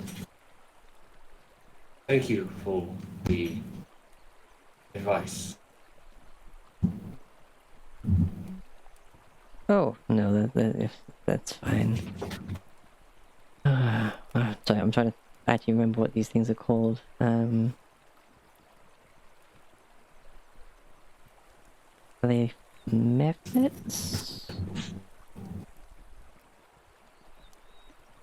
Method sounds right. Oh The no, mosquito-looking things. those are dust methods. Weren't there fire ones? No, maybe not. There's they only come in like varieties that are combinations of two different elements. Steam, dust, that kind There's a Okay. there's a magma method and a Magma method. Yeah, dust that method, sounds right. or an ash method it might be. Yeah, magma method. Magma method. Yep. But if they do try and cause you so any problems, then... Well, ice magic typically does the trick. We have some as in our wheelhouse. Thank you.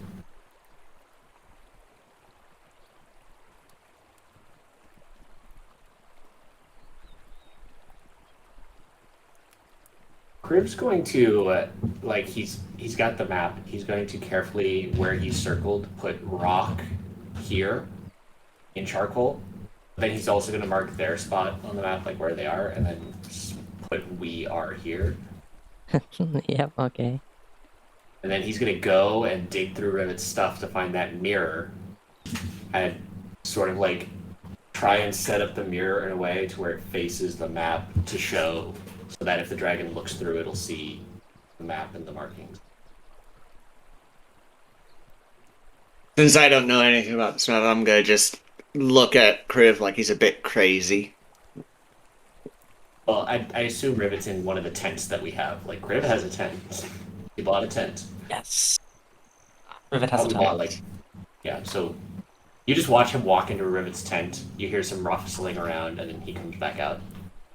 You walk into Rivet's tent and see Rivet awake, sitting very close to the door, clutching her warhammer. While we're talking, can I like try and see if there's anybody else around? Like he has companions. Oh yeah, if you want to make a perception check, see if there's anyone hiding. Hopefully. There's a good one. A 15 wasn't bad.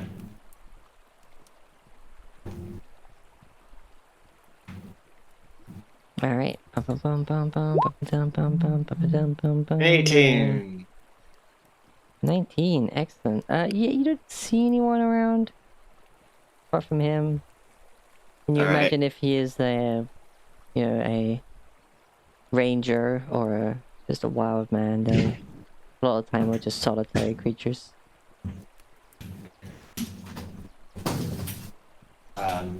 Seeing Rivet awake when he enters her tent, Priv will simply show her the map, mapping the 2 spots, and says, quietly, maybe show the mirror this. Rivet takes a second after her surprise and is like, "Oh, yeah, definitely." And she grabs the mirror really quickly. He'll hand her the map so he can go out again, because this guy is still here. He wants to. So Rivet, he's like, okay, Rivet's handling the message. He'll step back out. Apologies, wanted to make sure that my companions had gone back to sleep. It's been a long journey, and we have much travel ahead as well. Rivet, being an engineer, instead of taking 3 seconds to set this up normally, it takes about 5 minutes to build a tiny apparatus to hold the mirror in aloft above the paper and weigh down the paper. Yes, of course. You basically have now cornered off a portion of your tent and just use like the main strut down the middle to just attach the mirror to that, and you're just kind of sleeping next to it, and you can peek up to just the edge of the mirror from where you're sleeping next to the map now. But you imagine that if you rolled over in your sleep, you'd suddenly just be in the view of the dragon. Well, I'm sure Rivet would be fine with that. Hey. Alright. Yeah, you set it up.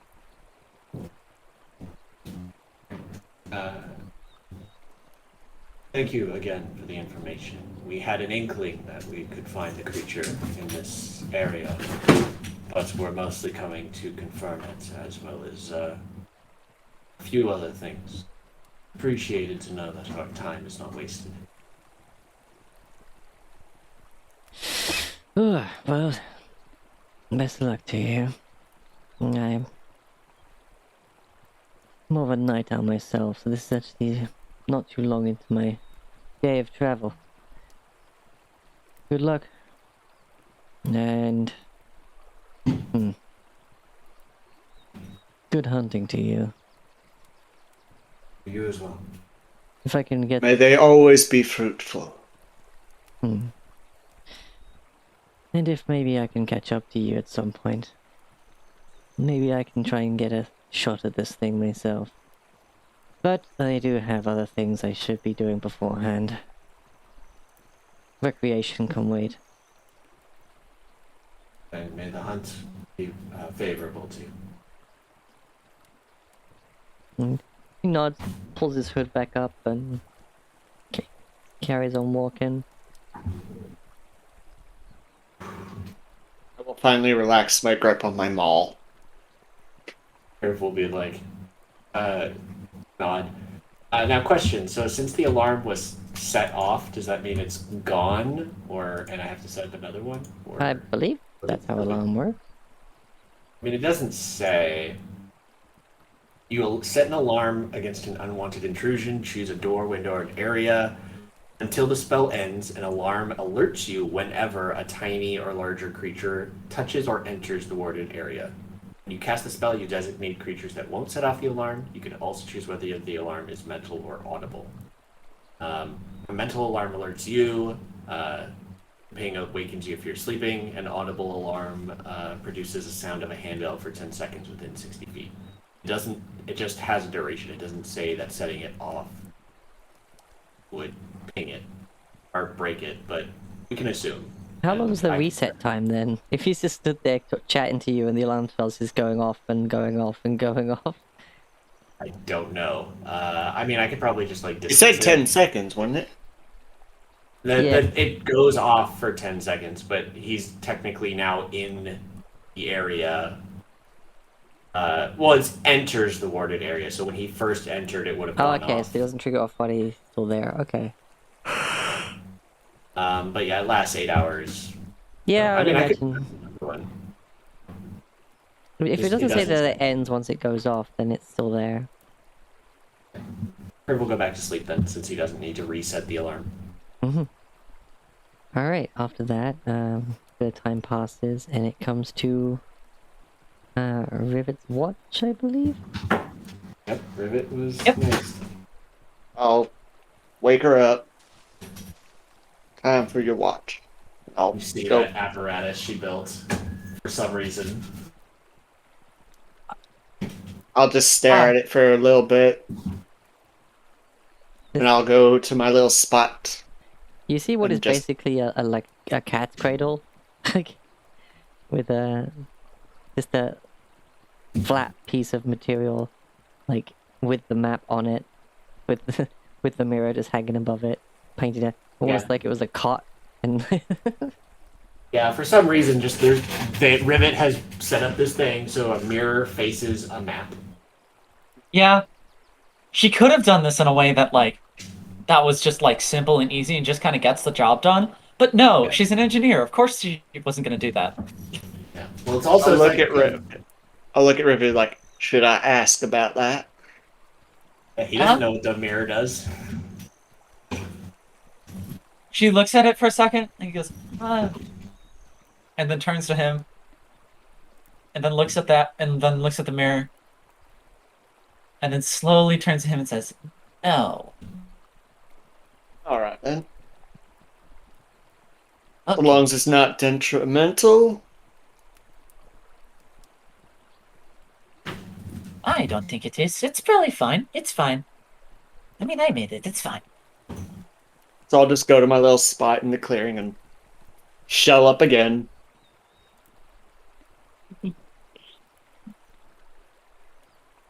Rivet has a brief, like, an ever so brief instinct to punt his turtle shell. It's probably as big as you are. Okay, that was a Mario joke. Yes, that was a Mario joke. Yeah, Jump 'cause you on the can take- top and send it off. Yeah, exactly. so long, Giggleback. Well, I'm like a spiked turtle, so I don't know. Your color makes you more of a green Koopa. Alright, well, Anyway, Rivet, well, she grabs her shield and her warhammer, and will just walk up to a good place to where she can see throughout the clearing, and sits down for her watch. yep. Alright. Okay, so you Guide herself. guide yourself and make me a roll. All right. Things go well. I accidentally GM rolled that. That's a 13. That's fine. With 14. And I rolled it as drag. I'm in a fucking mess. I mean, hey, you can't be good at everything. Yeah, Rivet's good at a lot of things. Skylar isn't. Let me freaking. There we go. So 14 total. Nice.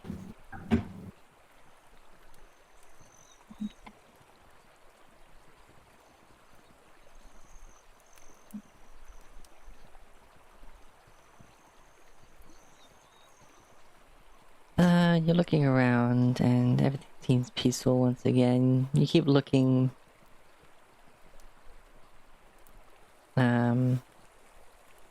like where that individual went, seeing nothing. Seems clear. Time passes on. There's a slight breath of something you hear. So looking around for a source of it, you are only there with yourself.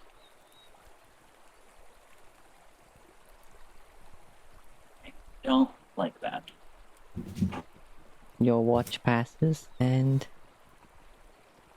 it moves on to Syrah. I mean, Kriv in the morning. Yeah, Sierra doesn't take watch, apparently. It's fine.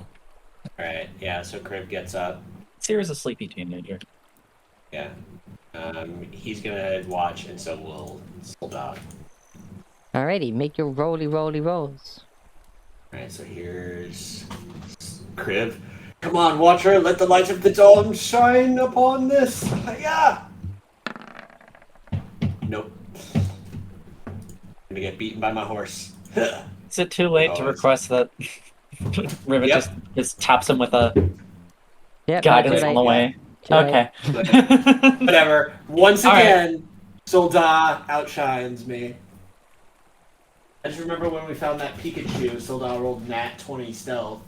Just tiptoe through the tall grass on hooves. Rivet should just hand Priv her glasses when she goes to sleep. Look, okay.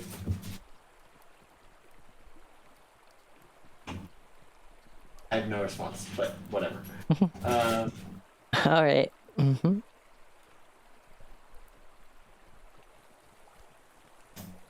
In the distance, you hear a...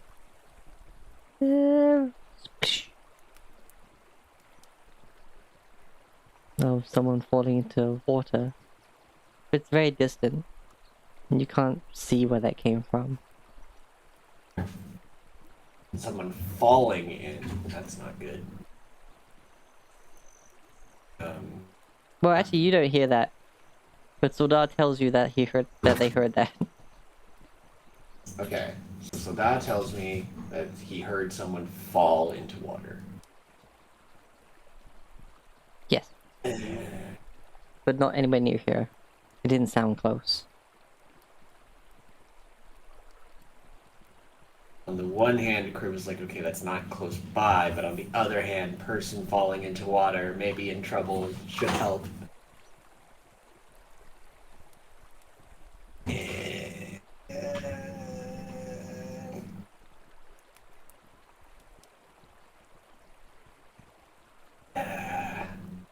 Okay, I'm gonna be stupid because he is Kriv and he wants to help people's. He's gonna tell Soldat to stay and watch after the others. He still has his alarm spell, which would set off audibly, and he's going to head in the direction that Soldat said the noise came from. Make a survival check. Ah, not this thing. There's no dryad to help me. I believe in you. Okay. You head along the riverbank, in the direction that it was said to have come from. And He's got a freaking candle on his chest. yep. And ahead, you see that the river actually at this point flows through a cave. Even from this side of the entrance of the cave, you can hear due to the acoustics inside that you can kind of hear the more of like what must be a waterfall, like on the at the other side of the cave. It's very dark in here, and you don't see any sign of anyone in the water or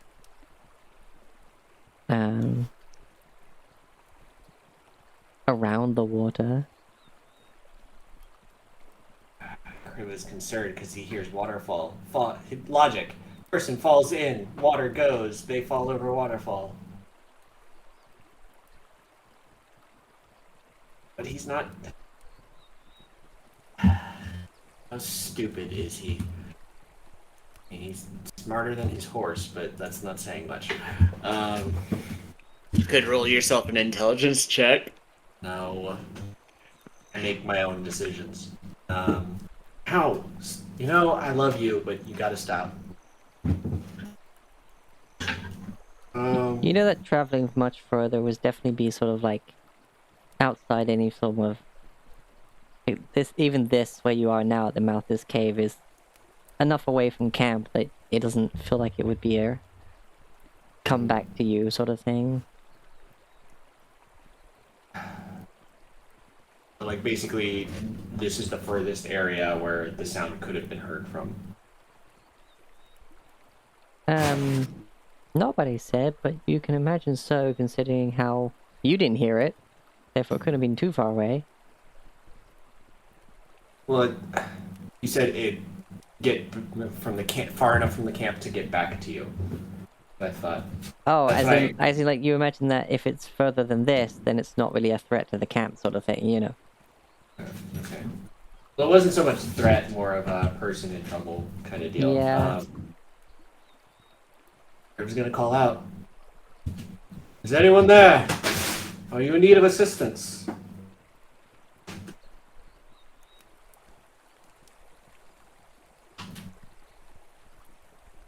Kriv is freaking Kriv. And wearing no armor. He put his armor on for his watch. He's not dumb. He can't sleep in the armor.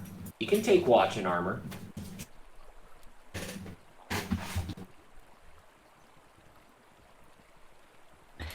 Alright, let's see.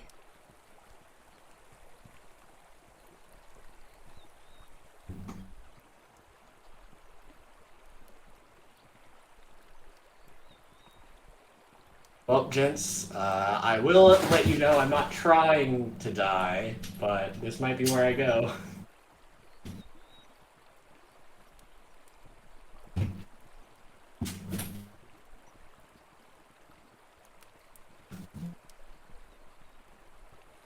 You know, we met someone who lived in swamp water, if I recall. It was that elven girl and like her friend.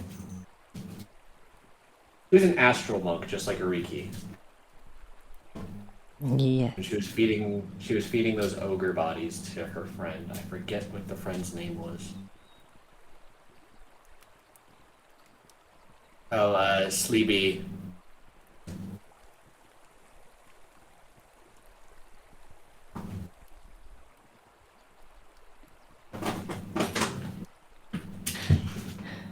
Alright, you don't hear any response.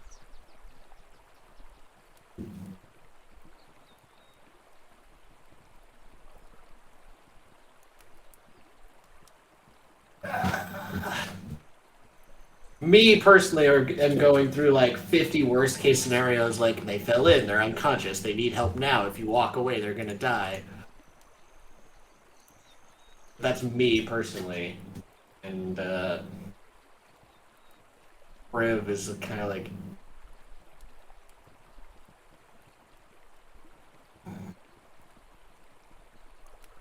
takes one last scan of the area,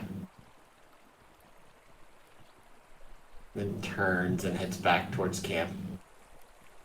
I, as a player, am just like, I hope no one's hurt and needs help. I don't want anyone to die.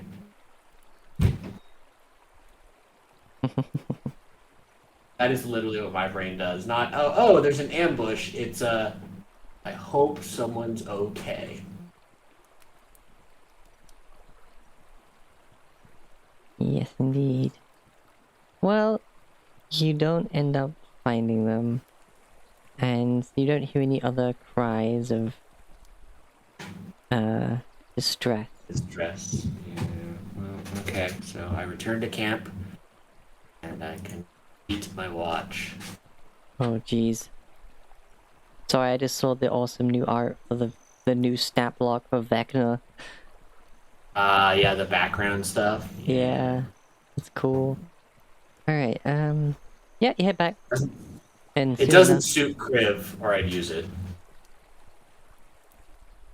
I will, however, use it for my blood hunter since he's profane soul and Vecna is his patron. Yeah. Alright, so... sorry about that. Right. Yeah, the sun starts to rise as it comes to the end of your watch, and nothing else seems to happen. Crib does his usual prayers. And includes the, I hope that no poor soul fell that evening.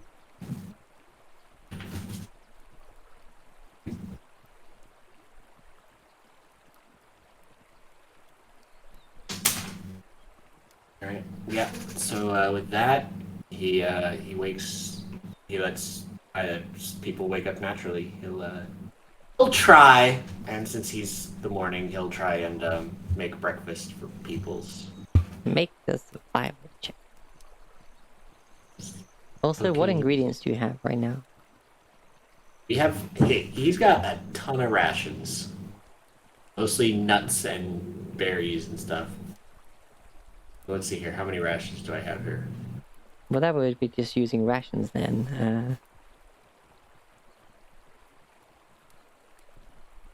Rations are typically like eaten as is sort of thing. Can portion out some trail mix. Okay, if you want to do it, I guess you wouldn't exactly need a survival check if you're just doing rations. Anything more than that would need a check. Now, I need you to stop with the claws, okay? You understand me? Stop with the claws. More claws?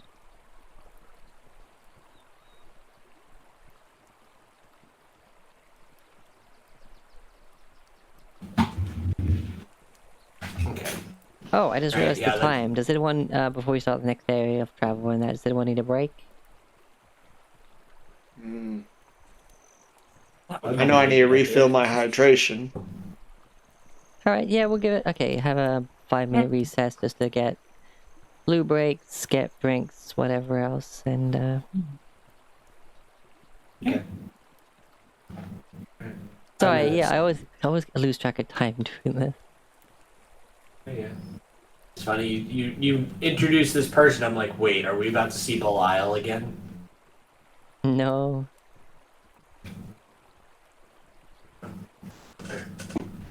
Alright, see you all in 5 minutes. Alright, yeah. It's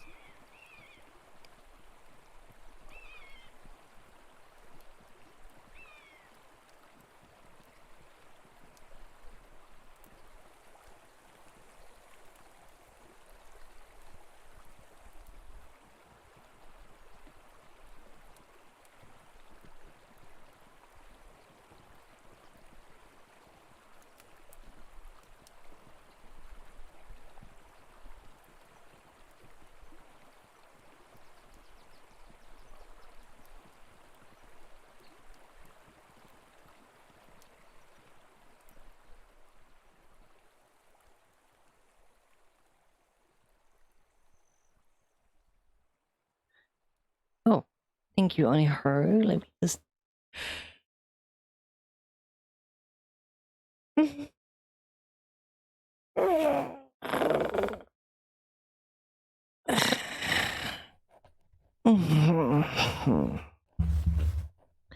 Stretchy, stretchy, stretchy, stretchy, stretchy, stretchy, stretchy. Hi. Hi is back. Welcome back.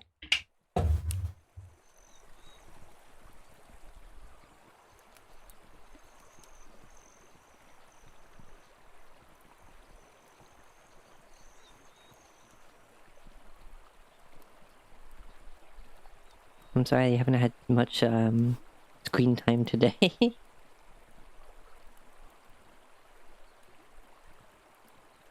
know you're pretty quiet as is though. Or at least Sarah is.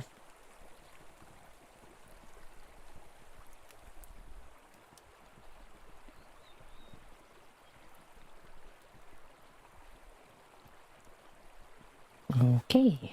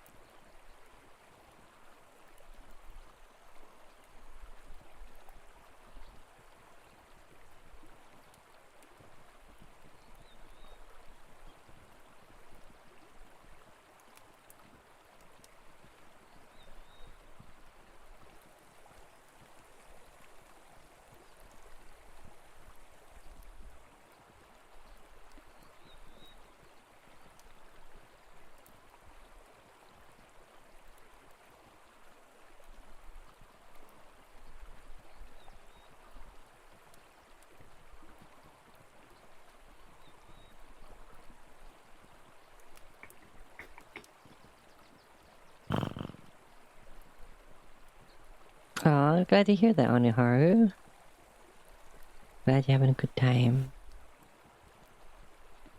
I don't know if Maxine was meant to respond to what I said and was muted and didn't notice, or if they're just quiet. Oh, well, huh? When you said you were back and stuff, I talked to you for a bit there. Oh, And I said oh, I sorry just, that you've not had much, like, airtime. oh, it's fine. I just, well, I had to go sort laundry just because my mom's coming home today. Okay. She's been in, France. Oh. Yeah. Ooh la la. And like, what's it called? The place with the tapestries by you and stuff like that. Oh.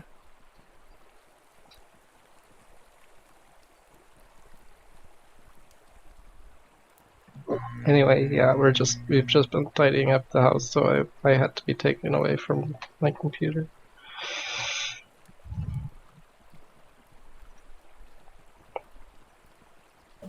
I'm back.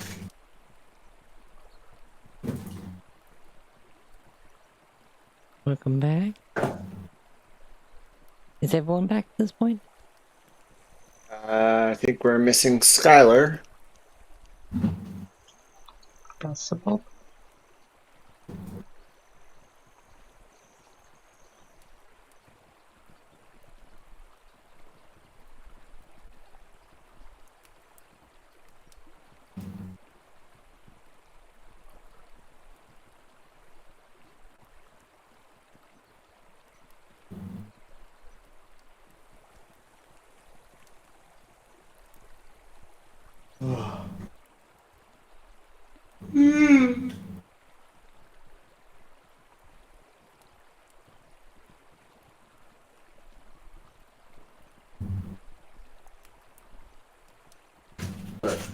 sit down and behave, I'd let you in my lap, but you can't seem to do that. Damn it. Okay, whatever.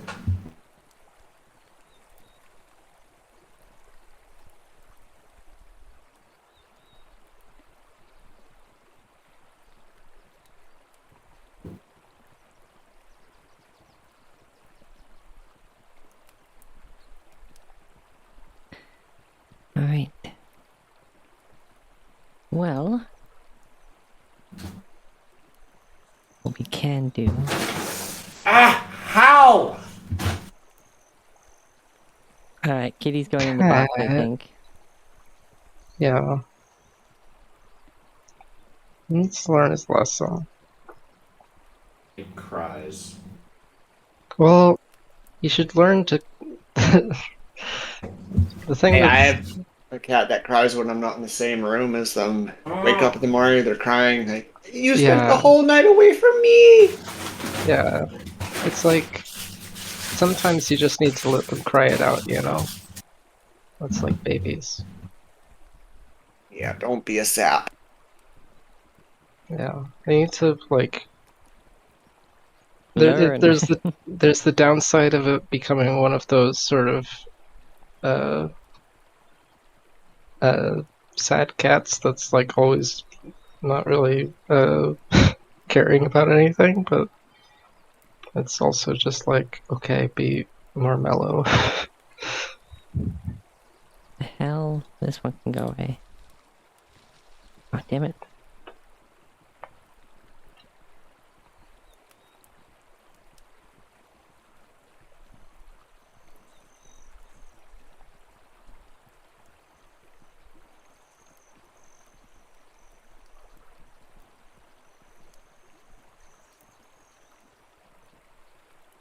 Whoop. All right.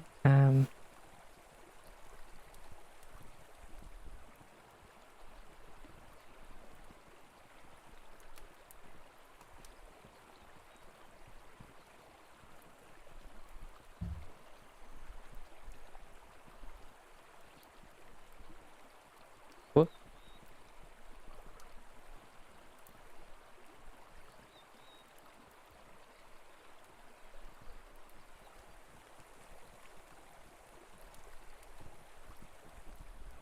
All right, good.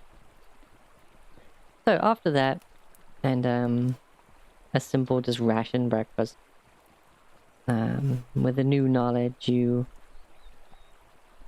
make it a good distance, traveling along the rather clear path. It's not an actual know? path, but Yeah. We notice anything with the mirror? Can we tell if the dragon noticed the note? oh, that was something I was gonna do when yeah, that was something I was going to do in the morning when Rivet woke up. But I don't think Sky's back yet. Au contraire. Oh, okay, you are there. I literally just got back. Alrighty. Alright, so when you wake up in the morning, I would imagine you would check the mirror. Yes. Alright, so you look into the mirror and you see a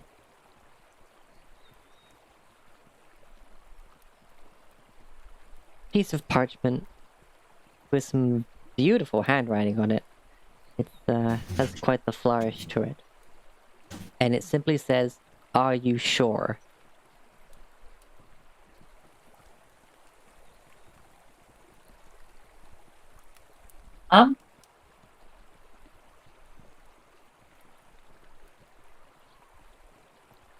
Rivet will grab Kriv's attention. Kriv will get out one of his sheets of parchment and write, met someone who saw the nest themselves. Based on our rate of travel, let's see if we move from there to there. We've got, what, another 3-4 days before we reach the mountain, I think? 1, 2, 3. Yeah, like 4. So Kriv will write, We'll be there in about 4 days travel. And confirm 100% then. And he'll like stick it to the mirror so that it'll be seen. Perfect. We'll set the mirror on its back, facing upwards, so that hopefully the sunlight will be able to hit it and backlight it, so it's able to be seen. Yep, okie dokie.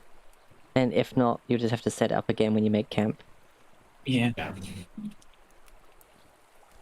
Alright, traveling along the path, you actually come to some ruins. Ruins. They didn't mention the ruins that were in the path. But as you travel between them,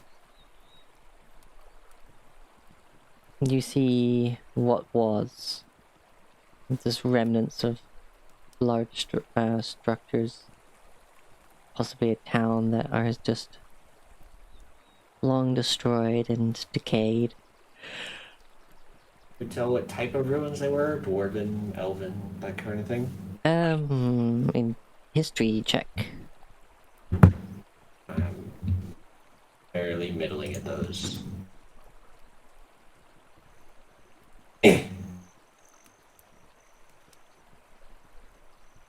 Yep, nope, no idea. No idea. My big brain is Guhadaza was up there, and dwarves were there. Maybe the elves that stole from the dwarves are around here.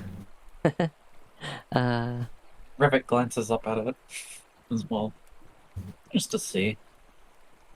Alright. That's good. Brain blast. I jam rolled that again. It was 17. You're not quite sure, like what sort of craftsmanship it is.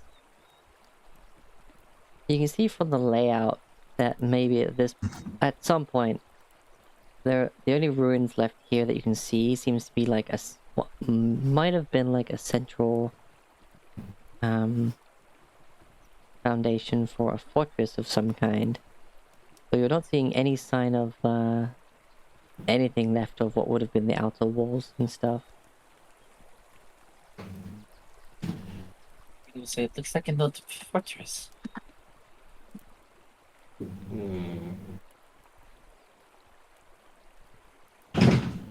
You can imagine that maybe this is like wasn't ground level when this thing was in use,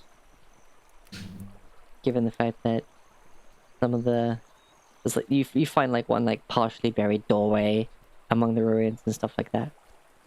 Yeah, yeah. Patio. It's likely been here for, well, I don't know how long. But other than that, you pass through the ruins unobstructed. These were just ruins. There's no creatures here, no evil presence, just straight up stone. And as you get close to these cliffs, you see down into this area a place of just utter devastation,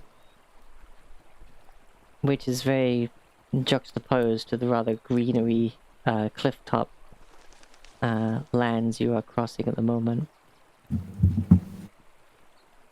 You're seeing huge like holes that have seemingly been just sundered into the ground. Like you can see that they are like craters heading into these pits. They're not like they didn't just collapse. Something like impacted here and caused these. And as you look out just across the land from what you can see up there, up DM rolling, I fixed it.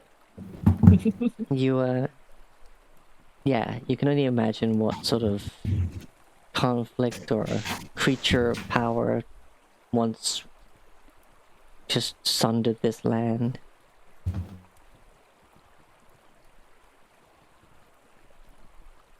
I I have a feeling some of us have a few ideas. And it's at this point that you have passed that tower, and while you were giving that watchtower a wide berth as advised, people want to make a perception check if they want to.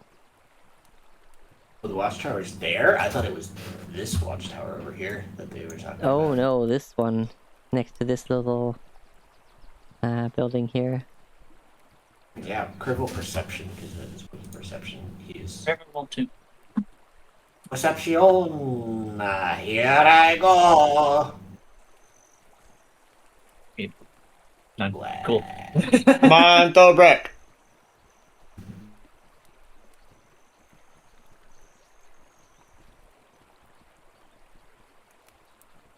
Great. Come on, Sarah. Redeem us.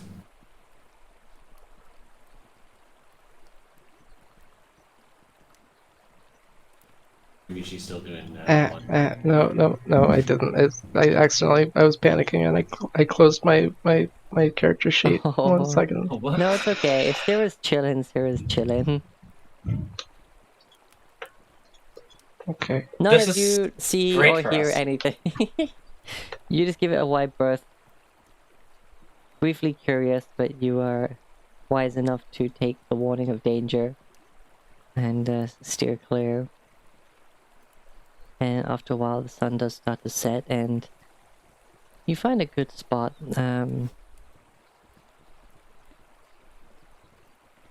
That's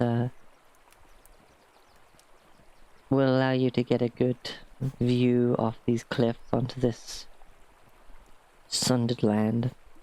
In the distance, even as the night falls, it becomes more obvious. Just like,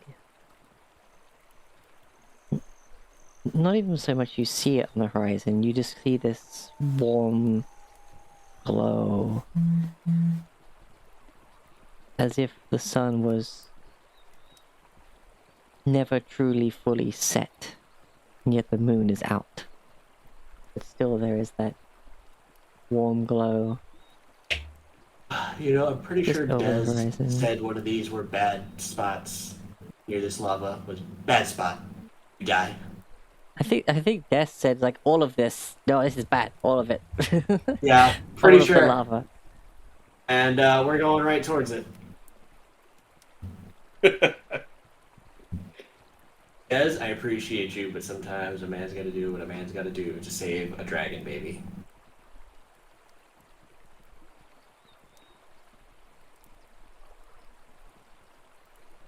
Alright, okay, so once again you make camp and Rivet, as you're setting up the little doodad to like make it so it's more visible for this response to be seen.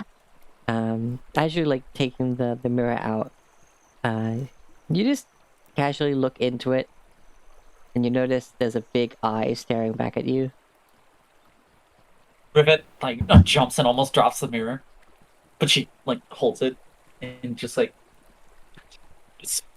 fumbles for a second, trying to get a light behind it so that, or trying to get a light and then pulling the thing away so that she can read the message.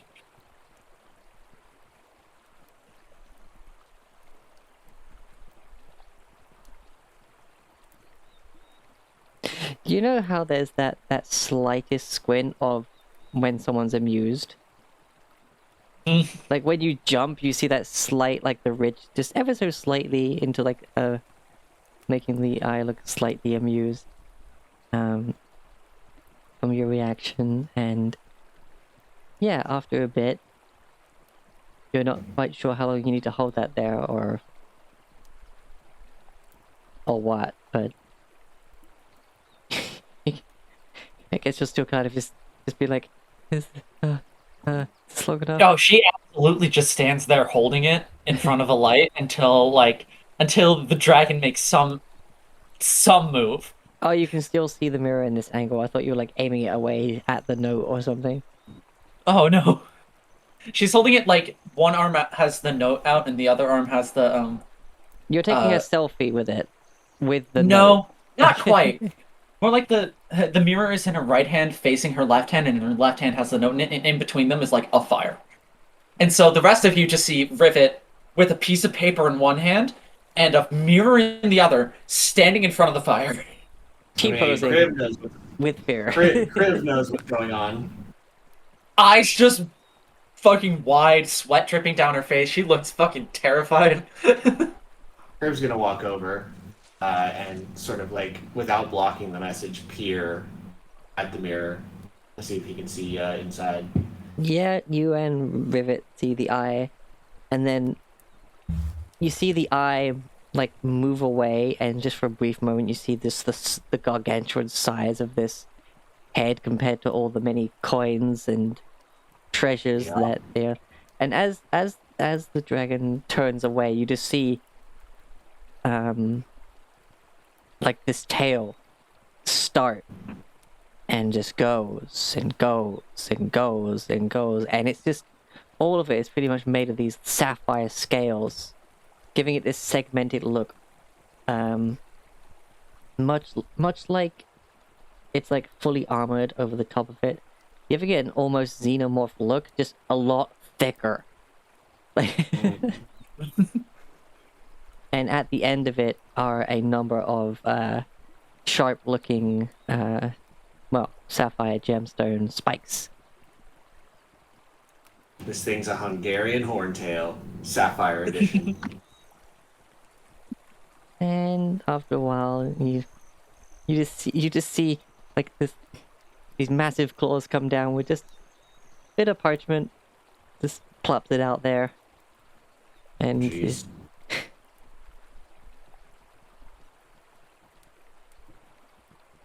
and it just says on it, "See you in 4 days." Okay, yeah. Kriv Thorbrick's nods. just watching this intently.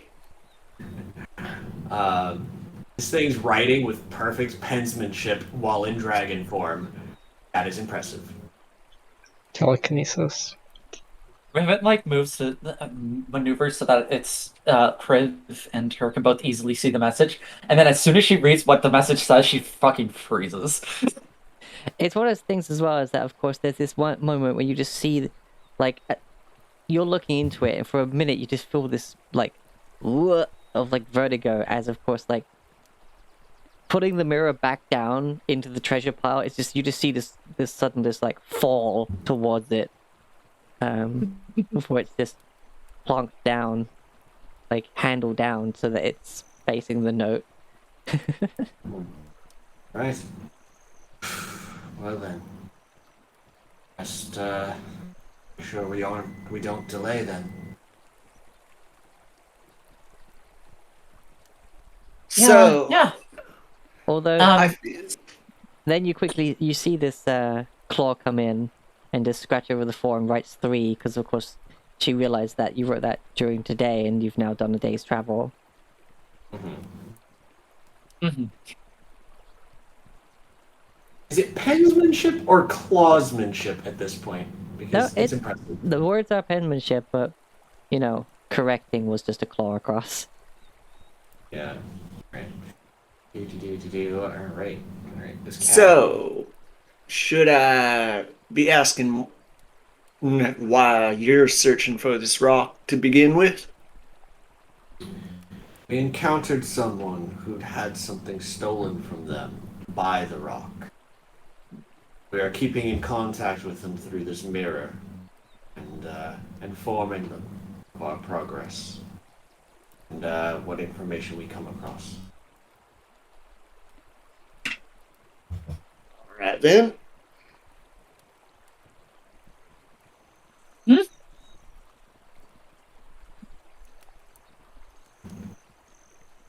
Rivet's like stock still. Your friend gonna be alright? It's just a little overwhelmed by this particular individual. He'll pat Rivet on the back, just Get some sleep, Rivets. You'll need to take your watch. Yep. All right. Yep. She just walks away, saying, "Yep." Same watch as yesterday. Automatons, fabric. Sure. Why not? I mean, it's 4 2-hour watches, and we've got 4 people, but one of them just sleeps. Yeah. Because Sarah, the sleepy precious. teenager. Precious. Yeah. Alrighty. I'm not bother asking for watches again this time in terms of like the roles. Otherwise we're gonna be here wherever just doing the travel stuff. Okay.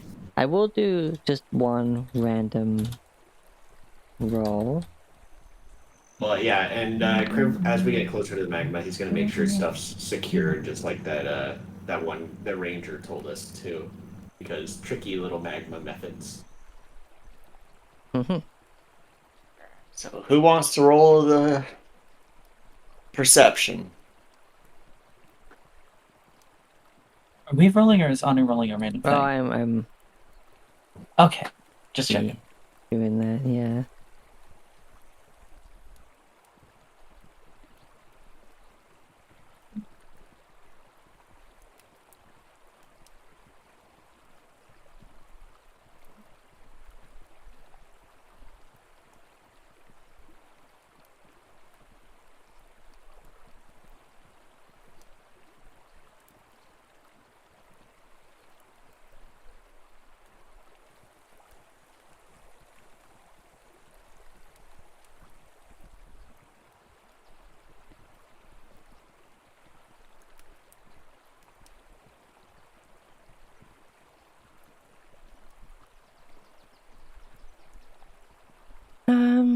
Oh, this music isn't entirely fitting right now, but whatever.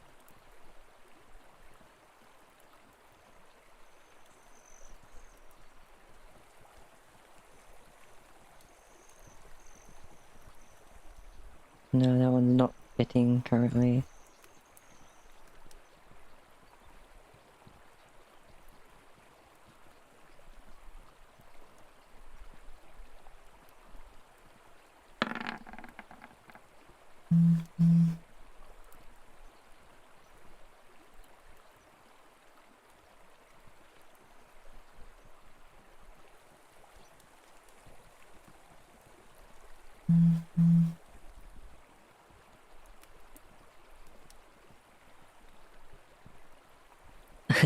Okay, so it's not long into the watch actually. This would be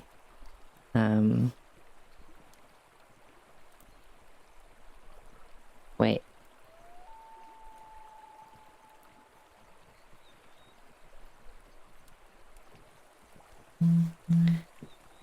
You know, I guess I'll just do a D4 as to whose watch it happens in.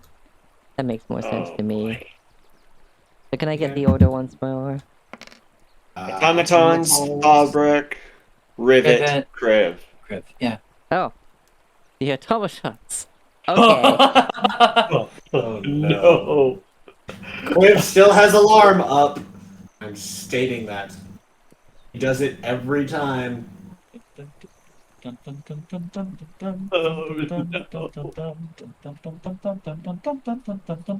gonna be honest, the Blix runs automatons off. rolled the best. He just Chasing runs after off? something. Dracky kind of stays put. Oh, Drac is just like, this guy sits there. That doesn't have much thoughts on the matter. It's just Blix ran off. Blix always runs off. Blix The does one the question zoomies. is, does Blix running off set off the alarm? No. Only if she because returns. No, because Blix would have been one of the creatures that Kriv designated as not setting off the alarm. Oh. Alright, no. so you know you wanted to know about the wonderful adventures that the automatons get up to during their watch. Could Blix make a nature check for me, please? Yeah, fuck it. Why not? Let's. Hold on. Solda just watching Blix take off. Like, what are they stealing now? Um. Surprise, surprise, not proficient in nature, so this is... Um...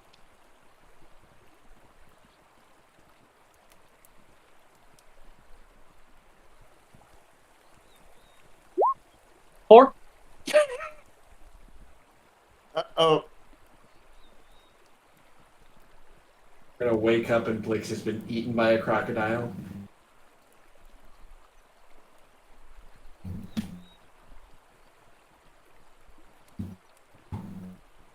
Okay,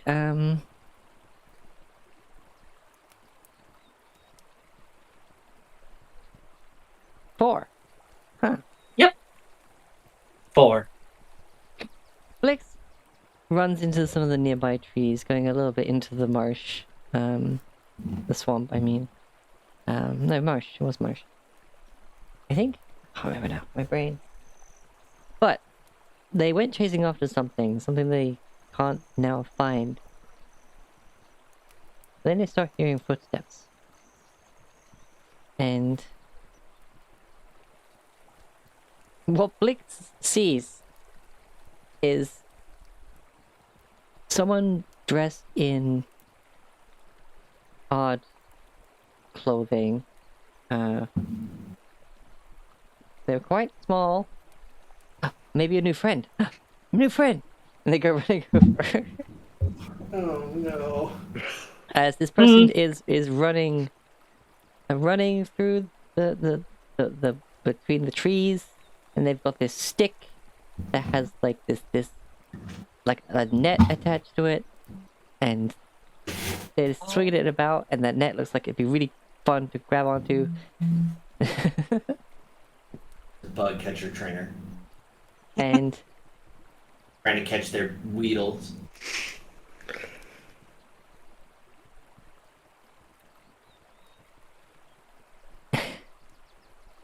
and eventually Blix comes to stop nearby as this person just goes.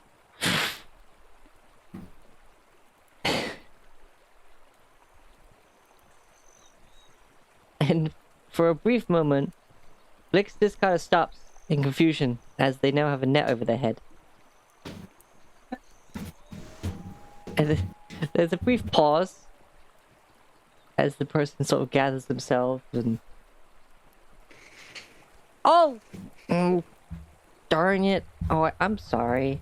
Hi. Whoa. I've never seen anything like you before. You're friendly, right? Hi. And Blix just goes, "Ah." Oh. Oh, well, you didn't see, like, I saw you with this moth I was following. Like, it's, like this big, and he's, it's, like, pink, kind of like you. I caught it. Stop, but... Oh, I think I lost it. Hi.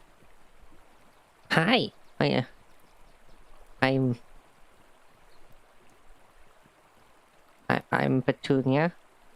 Do you, like... You got, like, an owner around here? You lost? Am I lost? No. No, I knows where I was lost.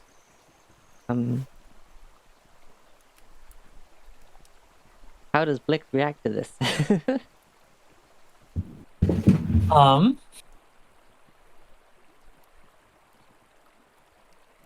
Blix is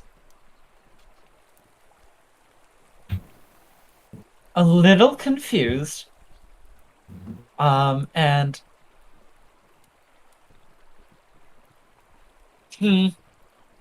she probably realizes that she shouldn't be running off on her own, but she also probably doesn't necessarily care that much. I think she's gonna, she would try to... Ooh, that's actually a good question. I think maybe she would... I don't know, I guess help Petunia a little bit. Try to find this little, this moth for them. Or with them. Okie dokie. Alright, Yep. make a Blix make a survival check. Great. What is her wisdom? 10? Great.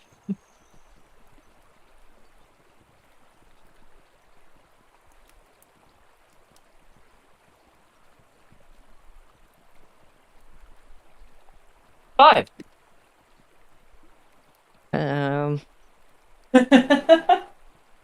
You I'm starting to think maybe you haven't seen this thing. It's, gosh, I should probably hit back to my camp. This is kind of fun though. You weird metal creature. Can I like, do I pat you? Like, Blix is all for pats. gee. Okay. Yeah, well, thanks for trying to help. I guess I can look for it tomorrow in the morning. The others are probably wondering where I am. You should really go wherever you come from. But, thanks for helping, and, maybe see you around sometime. Take care. And these sort of just go waddling off. They were like halfling-sized person. Big, like, Blix. bottle, like, bottom of the bottles, like, glasses and everything.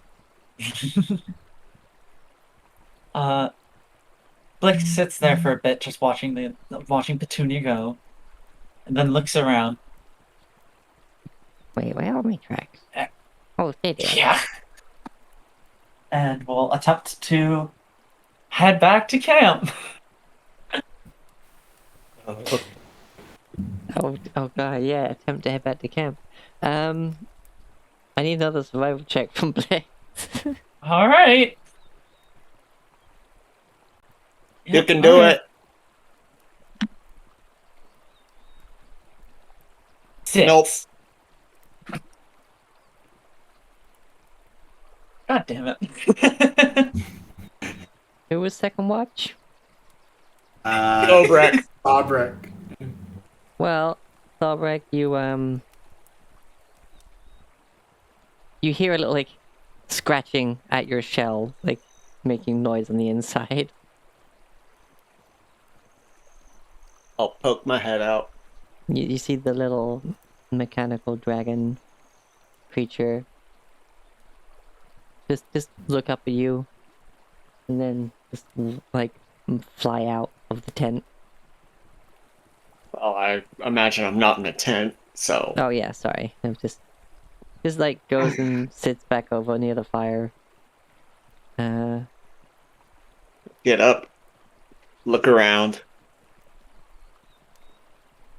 You don't see Blick, but you imagine that Blix is probably in Rivet's tent. All right.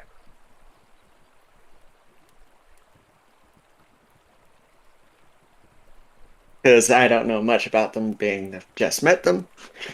So I'll stoke the fire a bit and do my one. Alright, nothing tends to really happen, and,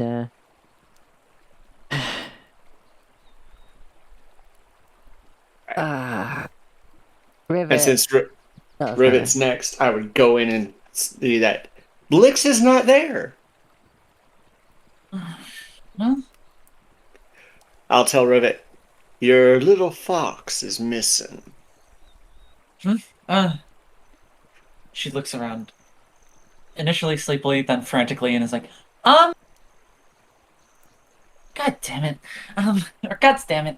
And she stands up, stretches back, and walks out. She's gonna look on the ground for Blix's tracks to see where she might have gone. Alrighty. I'll imagine Dobrik will perception? do it. Well, Or Chapter 2. survival. Yeah, survival. So, oh wait, no, investigation. Looking for the tracks. Oh, eventually. investigation. Cool. Then survival to follow them.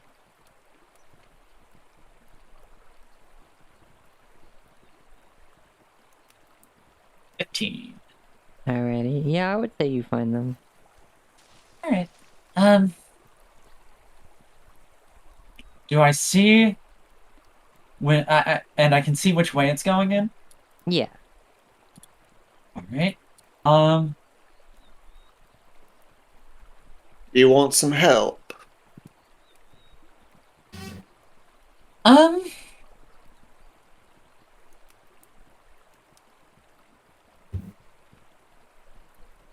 Oh, but you are Yes. feeling quite tired because if you don't actually get your rest, you will have a level of exhaustion. Soldat trots over. Don't worry. I think. Yeah, I think it should be. I should be okay. Holler if you need me. I will. Thank you. And I'll just tuck myself in. Alright. All of a sudden, as you, with Soldar's help, following the track for a bit, make me that survival check. Flash of Genius will probably apply depending on how shit I roll. 250. Yeah, I'll Flash of 60? Genius Yeah. anyway. Alright, so your Flash of Genius isn't so much your usual style, that you're following it for a bit, and then suddenly you just see just a pink, just a bolt of energy just go like up into the sky. As Blix, not managed to find the way home, has just started firing their freaking energy beams into the freaking air. Yep. Okay. she just says she just walks to where that's coming from. Pick Blix up and say, "Just wait. The fuck did you go?"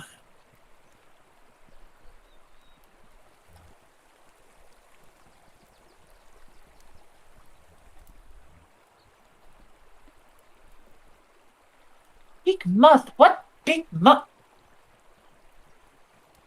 Is this another case of a big bird being a rock? Like was it a big moth? Like a big moth? Like bigger than you or I?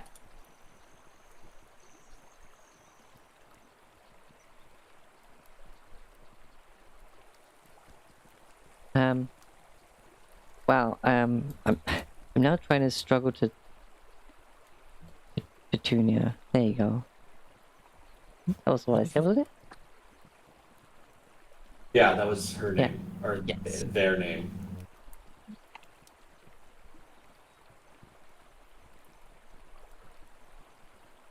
Petunia.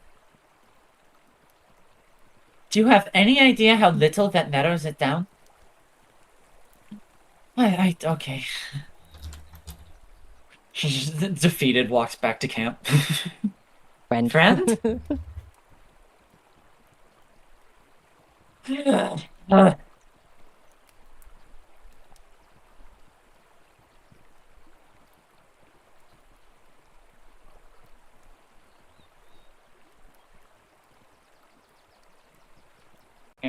she'll just walk back to camp and thank Solda for its assistance.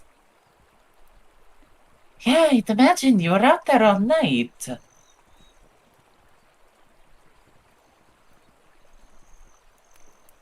And when you finally do get back to camp, Blix actually has to like settle down and get into the recharge mode. Like, just zoom. You see that breathing sort of zoom, zoom, Battle mode, travel zoom, mode, as they recharge recharge. mode. Yeah. Just folds into like a little cassette tape. Just like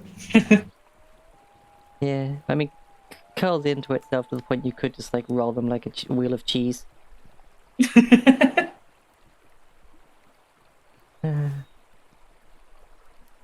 But other than that, with that aside, nothing else happens in the day. Rises. Whether you have to mark off rations and stuff, or do a survival check. I've got 15 rations in the haversack, so it could do us for the 3 days.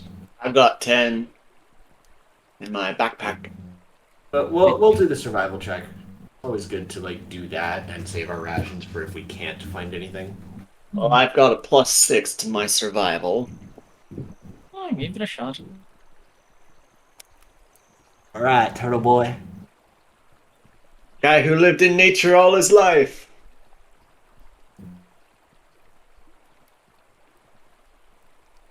And if it's terrible, we'll just do the rations. I just imagine we're all scouring. Project guidance. Rivet knows it's happening. 13? Yeah, like, yeah, you find bits and bobs. It's more to supplement your rations. You only use like half rations today. So I don't know if I've got everyone's rations. Rivet has her own rations with her. I'll move down 1 ration. I'll say my ration counts for me and Syrah. Yeah, I think you're carrying Syrah's share of rations. Tracks. I've got a bag of 15 left from the couple sacks that were given to us at the Grove. Yeah. And Oh, I also have 10 on me, so if you'd like to just communally carry those, you can take them. I mean, I've got the haversack, which lightens the load a little bit. Yeah, you can have my 10 rations. All right, I'll toss That's 10 more. that's 20 pounds off of my weight. I've just been carrying. Okay, they are now in my inventory. Cool. all right.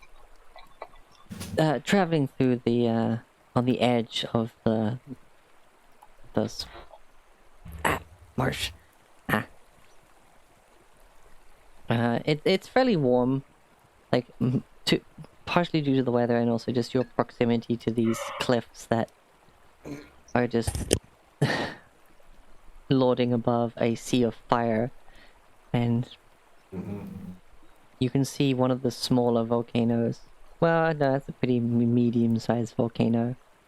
In the distance, across literally just constantly flowing sea of fire.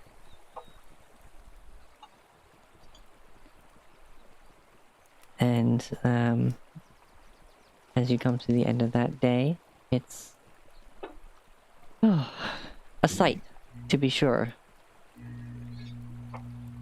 Like, you certainly won't need a fire, at least for keeping warm, as just the wafting hot air from here.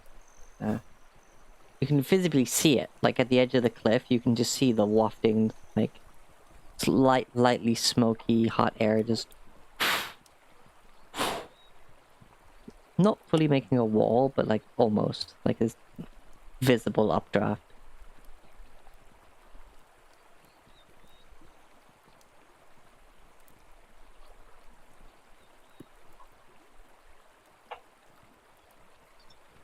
Oh, that's the recent hydrate pulse check and stretch. I'm sorry, Oniharu, one sec.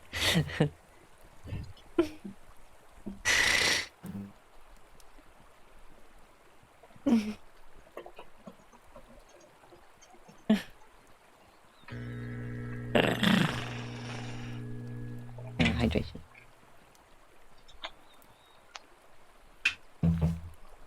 Alright. Let's see if anything fun happens tonight. These are... Oh, I didn't mean to do that.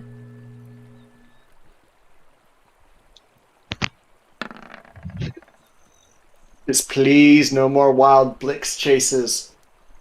Oh, I accidentally rolled that as Blix.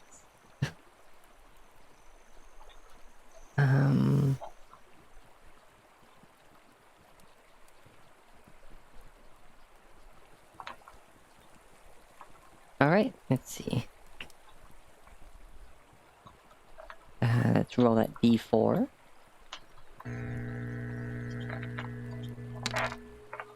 4. Okay. So, most of the night, goes without a hitch. Keeping a careful eye on anything that might try and come up from the sea of flame. The sight is intimidating, but it has its odd, like, awe to it, as this is too just part of nature. You can vaguely see, due to the light of the flames, that quite a ways away you see what appear to be man-made peaks among the various volcanoes. You can't really make out any detail, but their sharpness is not indicative of the more natural peaks that you've been can see on the rest of the horizon. You can only imagine if those buildings are from a different time, or if there is some manner of creature that could even be living there.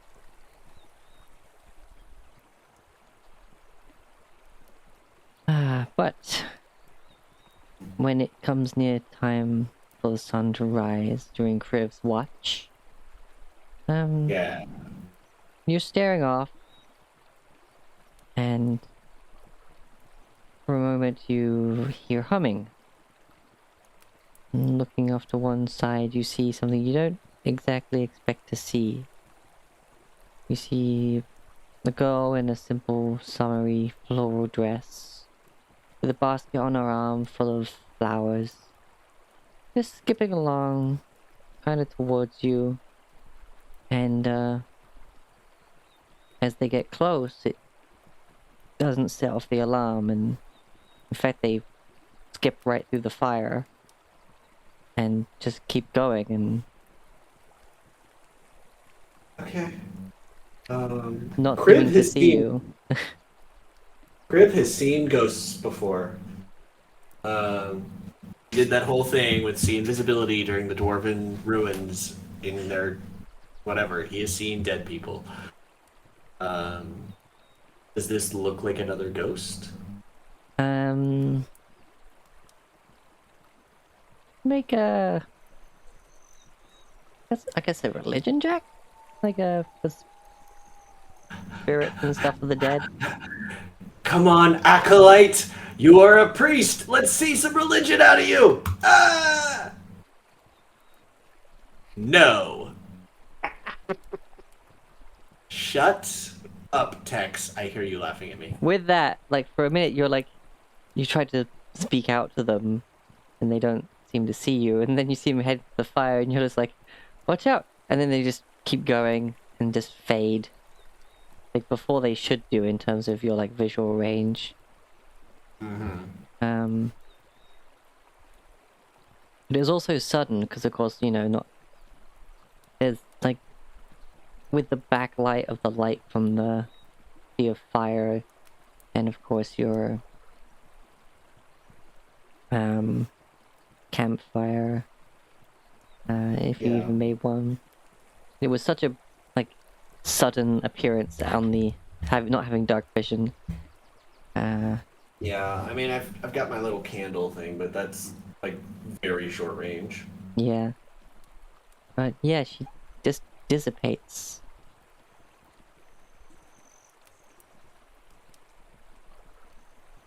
And that's it. Nothing else happens.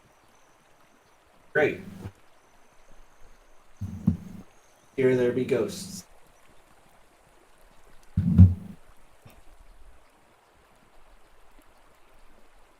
Alright.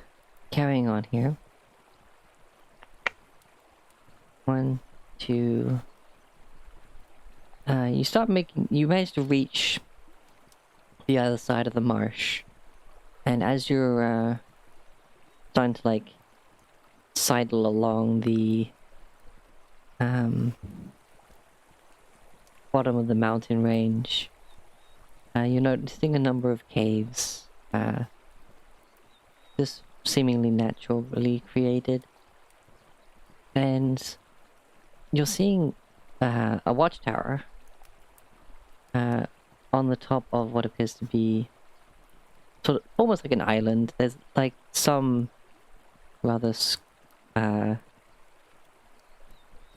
dubiously sturdy path heading to this small cliff and plateau.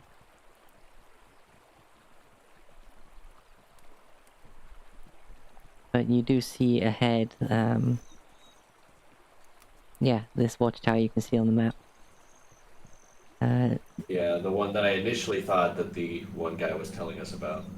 So as it gets to the end of your traveling day, you find a spot where you're not in direct view of it, just in case. Find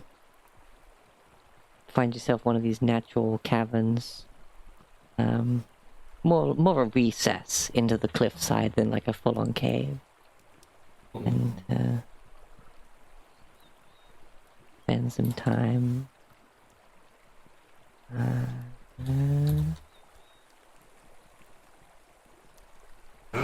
Just waiting.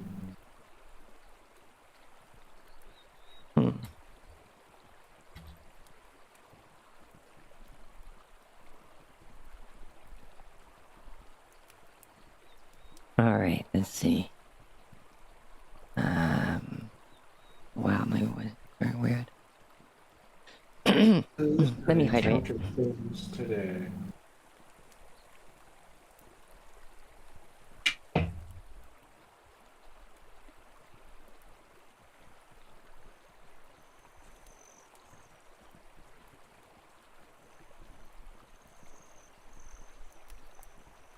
Okay, hold on one sec. What level are you, all of you again? I keep forgetting. 6. 7. 7. Yes. 7. We're 7. Mm-hmm. I don't know why I was thinking 6.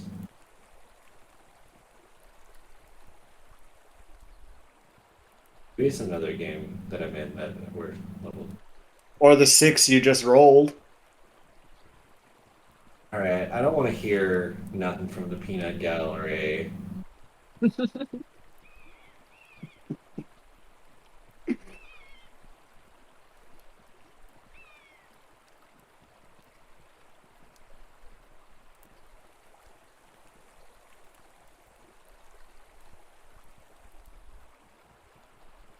Oh, Yeah, we're level 7. yeah, alrighty. Yeah, because I've got my sentinel aura.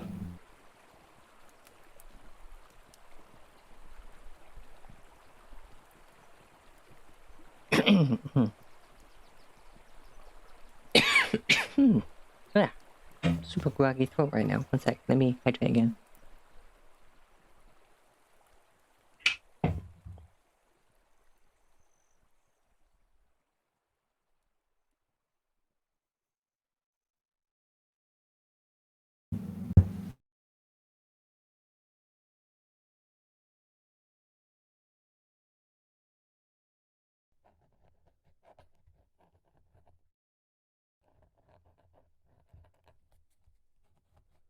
Ah, yes, that's it.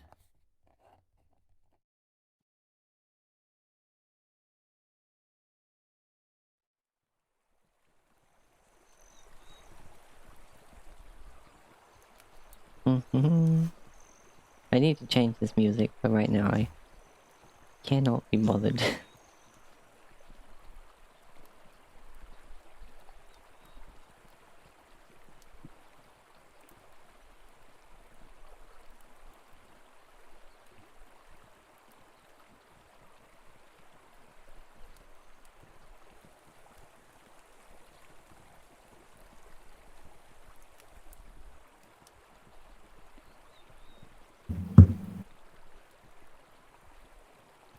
Okay.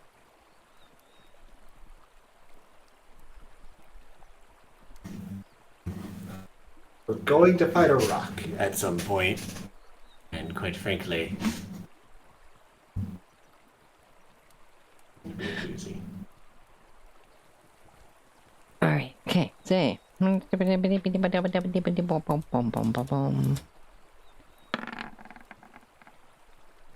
That. That, eh? No, that's invalid, therefore nothing happens tonight. You get a fairly peaceful watch. Ooh, terrifying. Okay. The fact that there's nothing is always more terrifying than something. Yeah. The calm before the storm.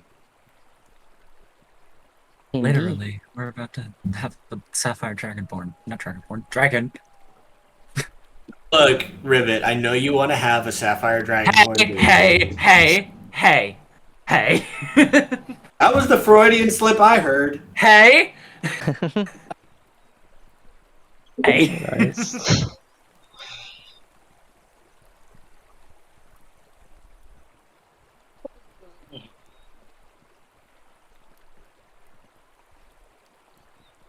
Okay. So, someone make a survival check to see if you use up rations today. I do it again. It will guide the brick. So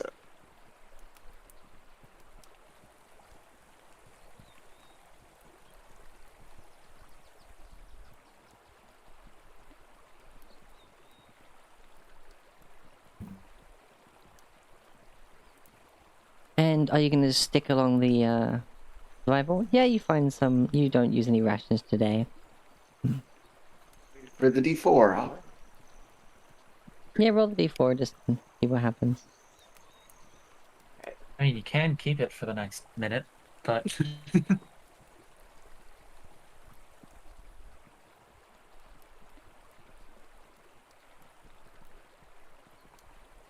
Is the d4 taking a long time to roll? Looks like it's gonna be a 3. Okay, there you go. 21. Nice. Yeah, you definitely, like, not only do you not use rations, but you eat pretty well. There's days of travel, though. Do you go to investigate the watchtower, or you just kind of, like, stick on the path?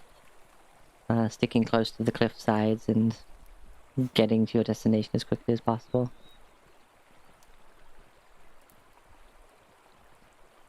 And I'd give it a look. I'd say. Like Just a like, look, but not going any closer. yeah, like, see if anything might come at us from it. yeah, I So, mean, we like, can sidle give it a along. Yeah. Yeah. we can check it on the way back if we want to. Alrighty. Make a perception check. Those who are keeping an eye on the tower as you skirt by.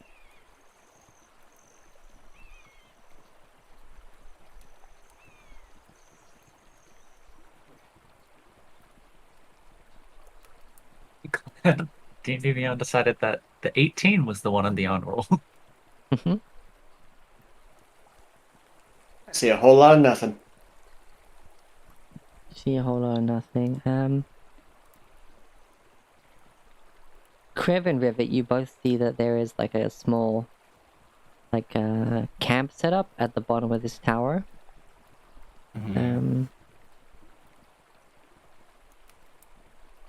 You see movement up there, but whether or not they haven't seen you or they just, like, you aren't the sort of people they're looking out for, you can't quite tell. But as much as there are people up there, they're not paying you much mind. It's fine with me. And then as you progress through the day, along this cliffside, what is your passive perception? There they are. Highest one is a 13. Yeah. We're not a perceptive bunch. Yeah. That's mostly Ariki and Yeah, because Ariki's a monk with wisdom.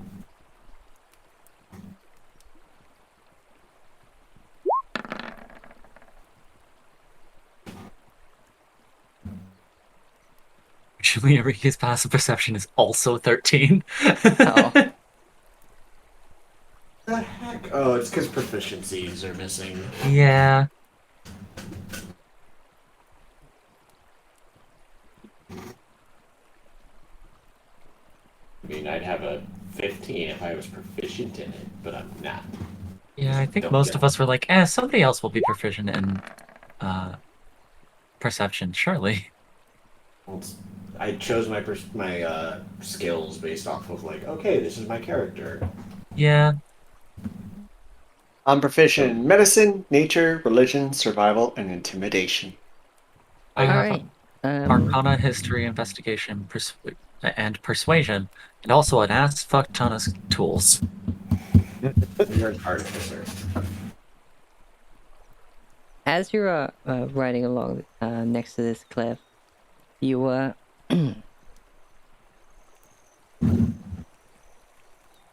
everyone sees this weird shape against the cliff, the wall. Oh joy. It seems that kind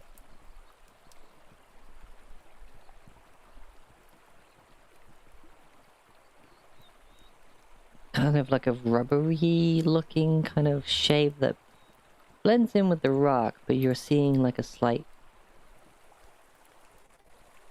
gash, it looks like, of red.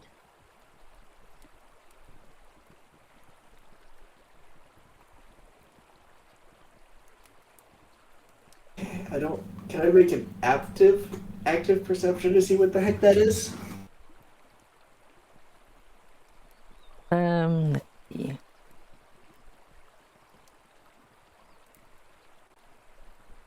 You know what? There's 4 of you here in the party, right? Oh joy, I don't like the sound of that. Yes, there are 4 of us here. If you Mhm. don't Uh-huh. count the familiars and NPCs and automatons. All right.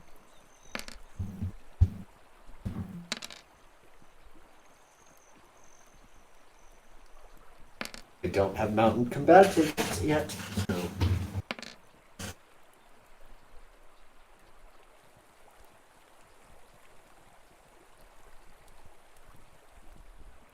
it'd be epic. This rock is obviously tame.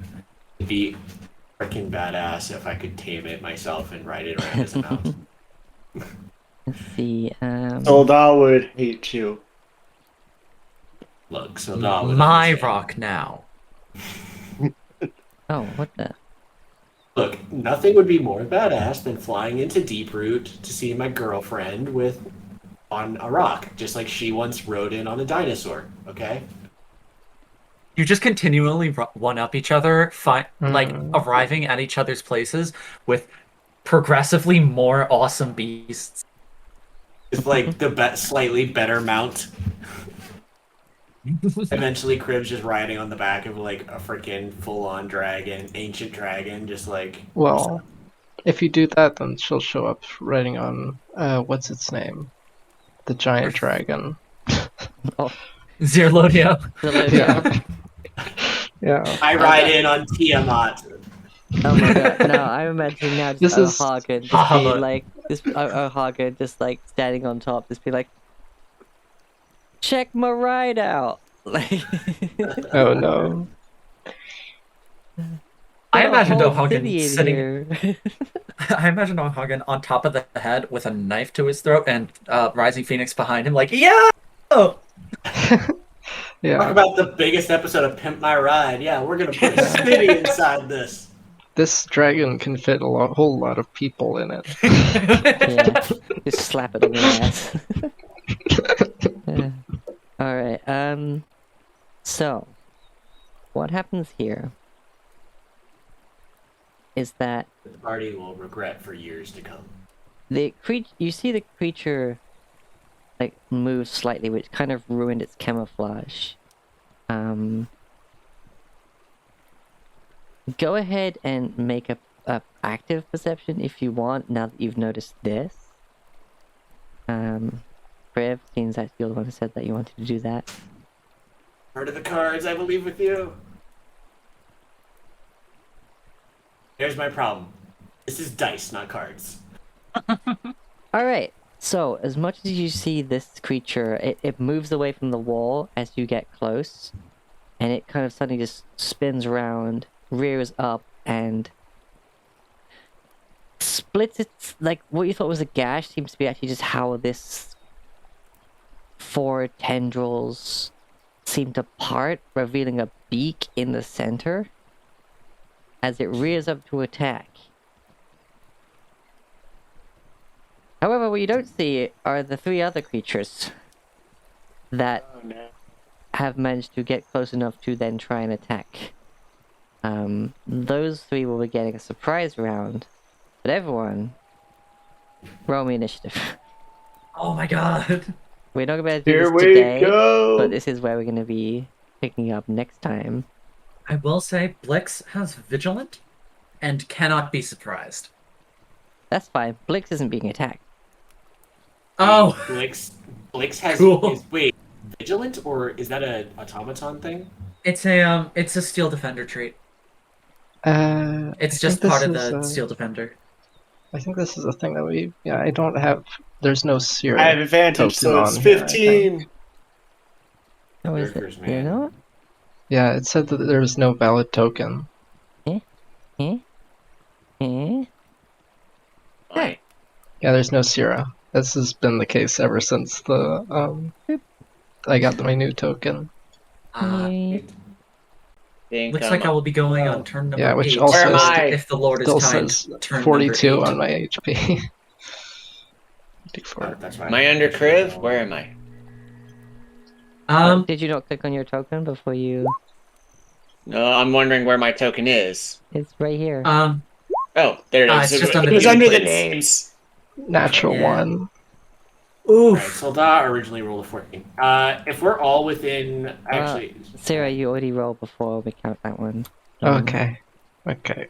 Me, but now here's a question: Is since we're in the cart, is everyone within 10 feet of me? I would say so, yeah. You all get a +3 to your initiative because of my Aura of the Sentinel. Ooh. Fancy. that makes me have a +2.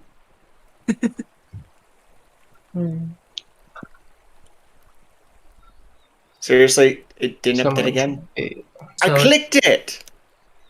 you should just be able to click the number in your in the initiative So you- tracker You and rolled change a it back like that. 15 +3, so you rolled an 18 because it's 15 +3.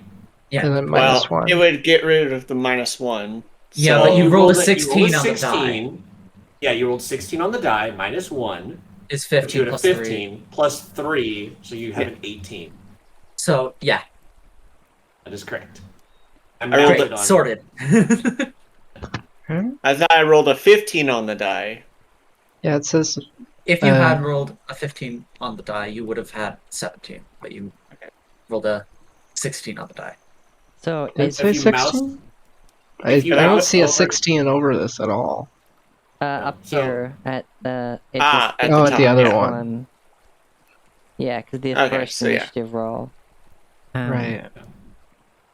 when you originally rolled before you had selected your token. Anyways. Yeah, okay. Alright, well, that's fine.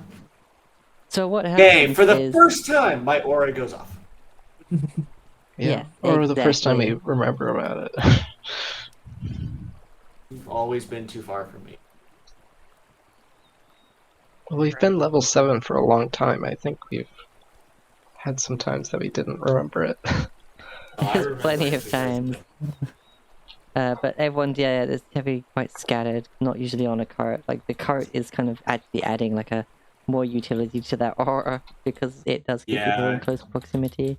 According to this Usually map, I'm we're all like- miles apart, though. Well, because usually it's Oh. like everyone's sort of like behind me because I'm at the front of the group. Yeah. Yeah. Oh, yeah. Like that. oh no, you're gonna get DMCA. Oh, no. No. Stop. Hold on, stop. But no, it's fine, like, just for a few seconds. But, as, you see this one creature moving and rearing up to attack, you hold out your defenses, only for a much larger one of these creatures suddenly just comes lunging at Rivet out of nowhere. One of the not Rivet! One of the smaller ones ends up coming at Kriv, and one at Syrah. Oh no. Oh, not my friends! And that's where we will leave it for today. Oh man. Well, at least I have bonus action flight now, so I can disengage. Yeah. Cast Oh. greater invisibility, bonus action fly, and then just whoop. Yep. Oh yeah, that's true. Greater You have a one wait, turn wait. nope the fuck out of here option. Nope the fuck out of here, and also gain advantage on all attacks, and also, yeah. Greater invisibility is great. It's in the name. Alright. It is a greater invisibility. Yeah, Yep. the only downside, of course, is the lower duration, but you know. Yeah, it's just a minute, but it lasts for more than one round, so. Yeah, well, it's greater invisibility is the combat invisibility, while invisibility is Yeah. the scouting invisibility. Yeah. If I had any odd stats worth increasing, then I might have taken Shadow Touched. By the way, this For is the what you all free see coming at invisibility. you. One of which is a Oh. lot bigger than the rest of them. Oh no. Oh no! I know exactly what those are. I do never- too! I've seen these in the monster manual. I've never fought one before. I have no idea what this is! I've DM'd a group that got attacked by these I things. think these are on the cover, on the back cover of the monster manual. I mean, I have the Hey? monster manual. I can check that. Oh, Yeah, alright, I think thank you for the BP. they're like right nearby. They're on the other side of it. I remember they're not on the front cover because No, the front cover's the beholder. Yeah. Let's see. the Yeah, they beholder are and some on- hats. They're Yeah, on the back side of the cover. yeah. I'm looking at it right now. Great. Just So a I'm the only random- one that doesn't know what the heck we're fighting. I One of don't those- remember it. It's been a while since I ran the. Yeah, I don't know- I don't- creatures. Yeah, I've never I seen haven't them. looked at its stat Right. block, I think, ever. Yeah. Yeah, But Well, it I looks remember like- that it's called a Grick. yeah, Ambush is their biggest thing, and Looks they pulled it like- off perfectly. yeah. Looks like they're gonna be. It's a lot of grappling and a lot of pain. If anybody's within 5 feet of Rivet, they I'm, will have disadvantage on the attack, or not of Rivet, of Blix. They'll have disadvantage on the attack because it can't be surprised. Blix is on Sarah's lap. Okay, so probably it's gonna be Sarah. Yeah, Yeah. It's like Probably. Sarah's taken completely off surprise, but Blix is just staring right at it, being like, I see you. Well, it's Blix Blix, only you has can eyes talk. for Why did Yeah, yeah. Blix has a 16 passive perception. Yeah, let's see, how many of Not very those- smart though. Yeah, she has really good reaction time and is an idiot. Yep. Alright, so And very distractible by birds. one of them rolled 17, one of them rolled a 7, which you all saw. One of them rolled a 20, and the other rolled a 16. So I guess Meets Dang. it, beats it. Meets Yep. it, beats it, yeah. So it beat. So Yeah. she saw what we all saw. If she had one better, god damn it. Wait, is it the perception Yeah. beats the stealth, or Yeah, stealth beats the The perception is DC the would DC. be the passive perception because as far it's as not I a roll. recall, Actually, um, wait. Yeah, the DC is one above the passive perception. I think. I don't know. I would think of Viv, go ahead. I read, sorry. I listened to the ruling about that, but usually so what I understand with contested rolls, if it is a tie, then the current situation does not change because they were hidden from us. The perception check would not have revealed them because their base state was hidden. Mhm. yeah, that makes Yeah. sense. There's a lot of weird rules around that because there's like there's lots of stuff that is a tie. But Well, yeah, then- it's like if it's a grapple check, like if you're going to make the grapple and you tie, the grapple doesn't happen because the current Yeah. state is you're not grappled. But if it's going to break the grapple and you tie, the grapple remains because the current state is the grapple. Yeah, some Okay, people yeah, rule I'm it as seeing like that. the aggressor. If they tie, they win. But like Yeah. that's Yeah, so like their DC for their stealth checks was your passive perception. Yeah. And they met it, yeah. Or beat it, like most of them beat it. yeah. Yeah. Okay, this is gonna be fun. Yeah. Group stealth check, they passed. So Yeah. One of them didn't. They were just a distraction. Yeah, All I right. rolled a low number. That was planned. It's like I rolled low on perception, but I rolled the highest initiative. Yep. Yeah. But it's one of those things that, like, ambushes rarely work because parties typically always have, like, huge perception. But this time they got you. Yeah. I might Mostly. I might pick up Twilight Cleric, which gives advantage on initiative for one time. At some point. Well, I already Fair have Who knows? advantage on initiative, so yay. All right. Okay. Yeah. I hope everyone have fun with this session. I know it was a lot of travel and just, like, Yeah. quiet It time. was fun. But It was fun. It was fun. Yeah. We got to see Ivy adventures of Licks and Yep. Yep, I random rolled a bug catcher and had to make a nature check to try and find this moth that they were after. And then I thought, They you know got what, lost. I'll give them a second go. I'll have a survival check, and that happened. wait for this to happen. Yeah. Ah. Right. So now I'm wondering whether or not we raid or whether or not I do some crime. Well, I'm gonna be Yeah, I'm logging going. out. I've got to wash dishes and then go to sleep.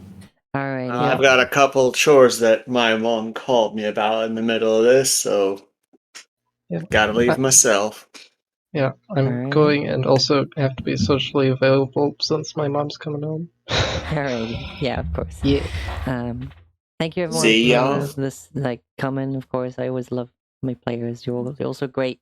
Like, I do try to give you some airtime, as it were, as I can, but today ended up being a bit loaded with Yeah. narration. Hey, that's fine. It's fine. It was great. Yeah. All right. I know I'll see a couple of you on Tuesday. Yeah. Oh, maybe. It depends. Maybe I know not. Yeah. Yeah, it's two Text. people. Text Yeah. said he might not be there, and then I think It was V- Red, or is it V? I think it was V. V. Yeah, I've got a dentist did a good appointment job. 1 hour in. All right. Well, we'll see how things go. If not, it's time for me to test out the reactive images and Yeah. Yeah. This is a great time. See ya. See ya. Yeah. sound. Yeah.